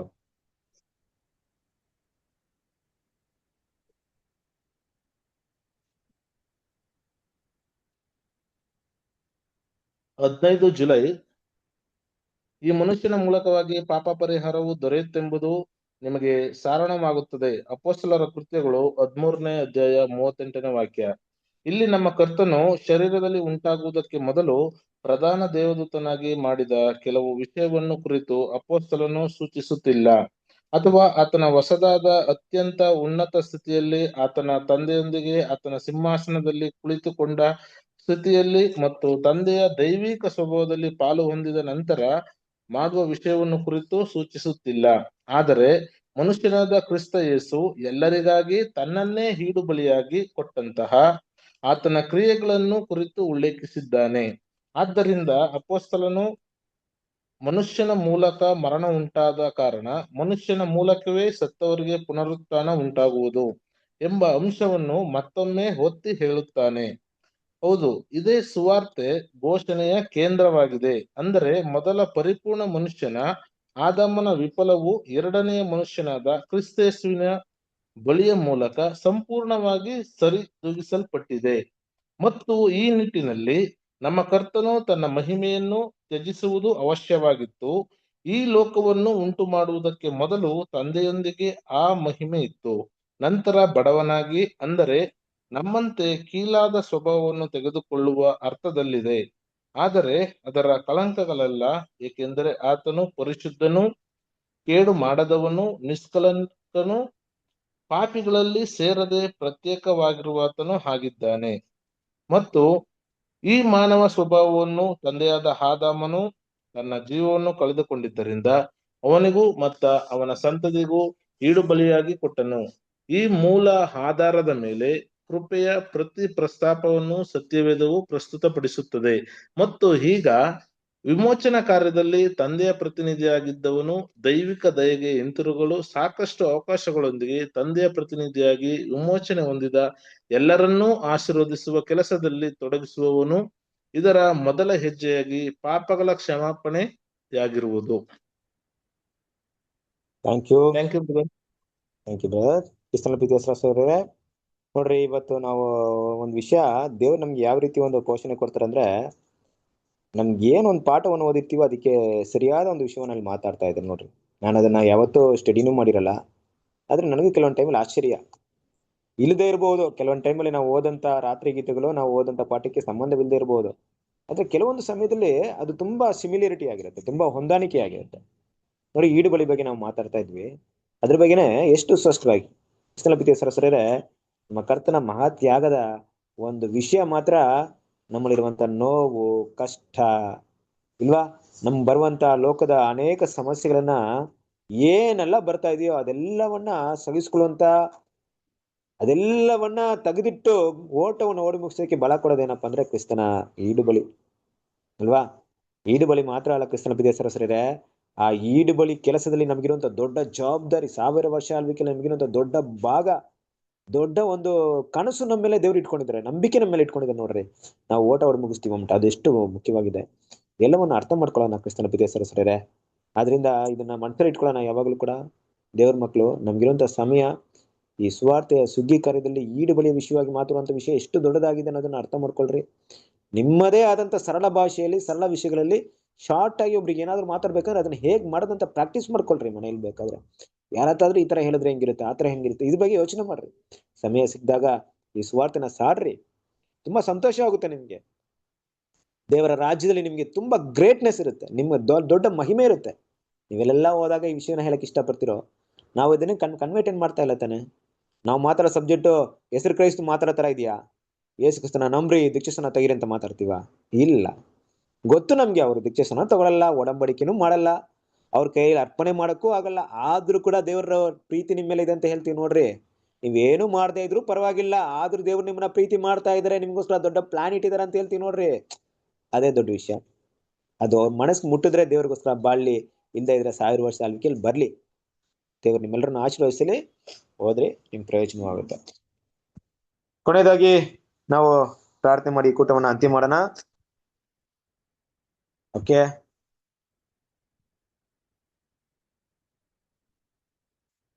ಹೆಸರೇ ಯಾರಾದ್ರೂ ಸಹೋದರರು ಇಲ್ಲಿವರೆಗೂ ನಾನು ಪ್ರಾರ್ಥನೆ ಮಾಡಿಲ್ಲ, ಮಾಡ್ತೀನಿ ಅಂತವ್ರು ಯಾರ ಇದ್ರೆ ಮಾಡ್ರಿ, ಇಲ್ಲಾಂದ್ರೆ ನಾನು ಬೇರೆಯವ್ರಿಗೆ ಅವಕಾಶ ಕೊಡ್ತೀನಿ. ಯಾಕಂದ್ರೆ ನಾನು ಕೆಲವು ರೆಗ್ಯುಲರ್ ಆಗಿ ಸಹೋದರಿಗೆ ಕೊಡ್ತಾ ಇರ್ತೀನಿ. ಕೆಲವರು ನಿಮ್ಮ ಪ್ರಾರ್ಥನೆ ಇಲ್ಲಿವರೆಗೂ ಮಾಡದೇ ಇದ್ದವರು, ನಾನು ಇಲ್ಲಾಂದ್ರೆ ನಾನೇ ಹೇಳ್ತೀನಿ, ಅವರೇ ಮಾಡ್ರಿ. ಇಲ್ಲಿವರೆಗೂ ನಾನು ಮಾಡಿಲ್ಲ ಅಂತ ಬ್ರದರ್ಸ್ ಯಾರ ಇದ್ರೆ ಮಾಡ್ರಿ. ನಿಮ್ಮ ಫೋನ್ ಎಲ್ಲ ರೆಡ್ಮಿ ನೋಟ್ 8 ಅಂತೆಲ್ಲ ಹಾಕೊಂಡ್ಬಿಟ್ಟಿದ್ರ, ನನ್ಗೆ ಯಾರು ಬ್ರದರ್ಸ್ ಸಿಸ್ಟರ್ಸ್ ಅಂತ ಗೊತ್ತಾಗ್ತಾ ಇಲ್ಲ. ಇವೆಲ್ಲ ನೀವ್ ಯಾರಂತ ಇದ್ರೂ ಗೊತ್ತಾಗ್ತಿಲ್ಲ. ಅದಕ್ಕೆ ಇಲ್ದಿದ್ರೆ ನಾನೇನ್ ಮಾಡ್ತೀನಿ, ಸಹೋದರನ್ ಕರಿತೀನಿ, ಅವರೇ ಪ್ರಾರ್ಥನೆ ಮಾಡ್ತಾರೆ. ಯಾರಾದ್ರೂ ಮಾಡೋರು ಇದ್ದೀರಾ?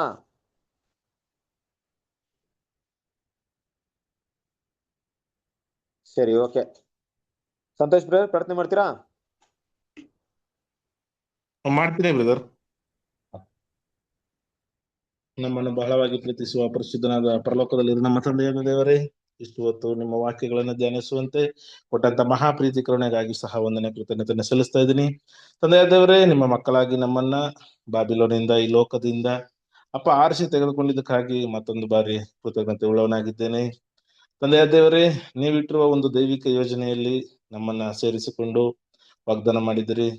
ಈ ಒಂದು ಚಿಕ್ಕ ಇಂಡಿಗಾಗಿ ನಮಗೆ ಬೇಕಾದ ಎಲ್ಲ ಆತ್ಮಿಕವಾದ ಆಹಾರಗಳನ್ನ, ಪಾಠಗಳನ್ನ ತಿಳಿಸ್ಕೊಡ್ತಾ ಇರೋದಕ್ಕಾಗಿ ಮತ್ತೊಂದು ಬಾರಿ ಕೃತಜ್ಞತೆ ಉಳ್ಳವನಾಗಿದ್ದೇನೆ. ತಂದೆಯ ದೇವರೇ, ನಿಮ್ಮ ಮಕ್ಕಳಾಗಿ ನಮ್ಮನ್ನು ಆರಿಸಿಕೊಂಡಿದ್ದೀರಿ. ಅದೇ ರೀತಿ ಬೆಳಗ್ಗೆಯಿಂದ ಸಾಯಂಕಾಲದವರೆಗೂ ನಮ್ಮ ಕೆಲಸವನ್ನೆಲ್ಲ ಆಶೀರ್ವದಿಸಿ ಇದುವರೆಗೂ ಪ್ರೀತಿಯಿಂದಲೂ ತಾಳ್ಮೆಯಿಂದಲೂ ನಿನ್ನ ವಾಕ್ಯವನ್ನು ಕೇಳುವಂತೆ ನಮಗೆ ಮಾಡಿದ್ದಕ್ಕಾಗಿ ಸ್ತೋತ್ರ ಮಾಡ್ತೇನೆ.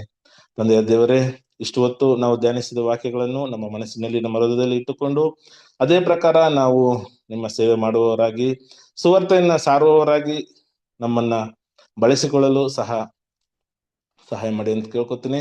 ಬಿಡುವಿಲ್ಲದಾಗ ಮತ್ತೆ ನಿಮ್ಮ ಒಂದು ಸೇವೆ ಕೆಲಸವನ್ನ ಮತ್ತೆ ಪ್ರತಿಯೊಬ್ಬರು ಸಹ ಮಾಡ್ಬೇಕಾಗಿ ನಾನು ಪ್ರಾರ್ಥಿಸ್ತಾ ಇದ್ದೀನಿ. ತಂದೆಯ ದೇವರೇ, ಇನ್ನು ಯಾರು ಹೆಚ್ಚಾಗಿ ಈ ವಾಕ್ಯಗಳನ್ನ ಅಥವಾ ಬರ್ದೆ ಈ ಕೂಟಕ್ಕೆ ಕೇಳಿಲ್ವೋ ಅವರು ಸಹ ರೆಕಾರ್ಡಿಂಗ್ ಮುಖಾಂತರ ಕೇಳಿ ನಮ್ಮನ್ನ ನಾವು ನಮ್ಮಲ್ಲಿರುವ ಕುಂದು ಕೊರತೆಗಳನ್ನೆಲ್ಲ ಸರಿಪಡಿಸಿಕೊಂಡು ನಮ್ಮ ಹೃದಯಗಳನ್ನ ಶುದ್ಧವಾಗಿ ಇಟ್ಟುಕೊಂಡು ತಂದೆಯ ದೇವರೇ, ನಿನ್ನ ಒಂದು ಕೆಲಸವನ್ನ ಮಾಡಲು ಸಹಾಯ ಮಾಡಿ. ಸಮಯವು ಕೊಂಚವೇ ಇರುವುದರಿಂದ ಈ ಕೊಂಚ ಸಮಯದಲ್ಲಿ ನಮ್ಮ ರಕ್ಷಣೆಯನ್ನು ನಾವು ಸಾಧಿಸಿಕೊಂಡು ಪರಲೋಕದ ಒಂದು ಮಹಿಮೆಯಲ್ಲಿ ಸೇರಲು ಸಹಾಯ ಮಾಡಿ ಅಂತ ಕೇಳ್ಕೊತಾ ಇದುವರೆಗೂ ಕೇಳಿದಕ್ಕಾಗಿ ಸ್ತೋತ್ರ ಮಾಡ್ತೇನೆ. ನೀನು ಕೊಟ್ಟಂತ ವಾಕ್ಯಗಳಿಗೂ ಸಹ ಮತ್ತೊಂದು ಬಾರಿ ಕೃತಜ್ಞತೆ ಉಳ್ಳವನಾಗಿದ್ದೇನೆ. ತಂದೆಯ ದೇವರೇ, ಬ್ರದರ್ನು ಸಹ ಆಶೀರ್ವದಿಸಿ, ಬಂದಿರೋ ಮಕ್ಕಳನ್ನು ಸಹ ಆಶೀರ್ವದಿಸಿ ಅಂತ ಕೇಳ್ಕೊತಾ ಈ ಪುಟ್ಟ ಪ್ರಾರ್ಥನೆಯನ್ನು ನಮ್ಮ ಪ್ರಭು ರಕ್ಷಕನ ಒಡೆಯನೂ ಆಗಿರುವ ಯೇಸುವಿನ ನಜರೇತಿನ ಯೇಸುವಿನ ನಾಮದಲ್ಲಿ ಪ್ರಾರ್ಥಿಸುತ್ತೇನೆ, ನನ್ನ ಜೀವವುಳ್ಳ ಪರಲೋಕದಲ್ಲಿರುವ ನಮ್ಮ ತಂದೆಯೇ. Amen. Amen. Amen. Hmm. Thank you.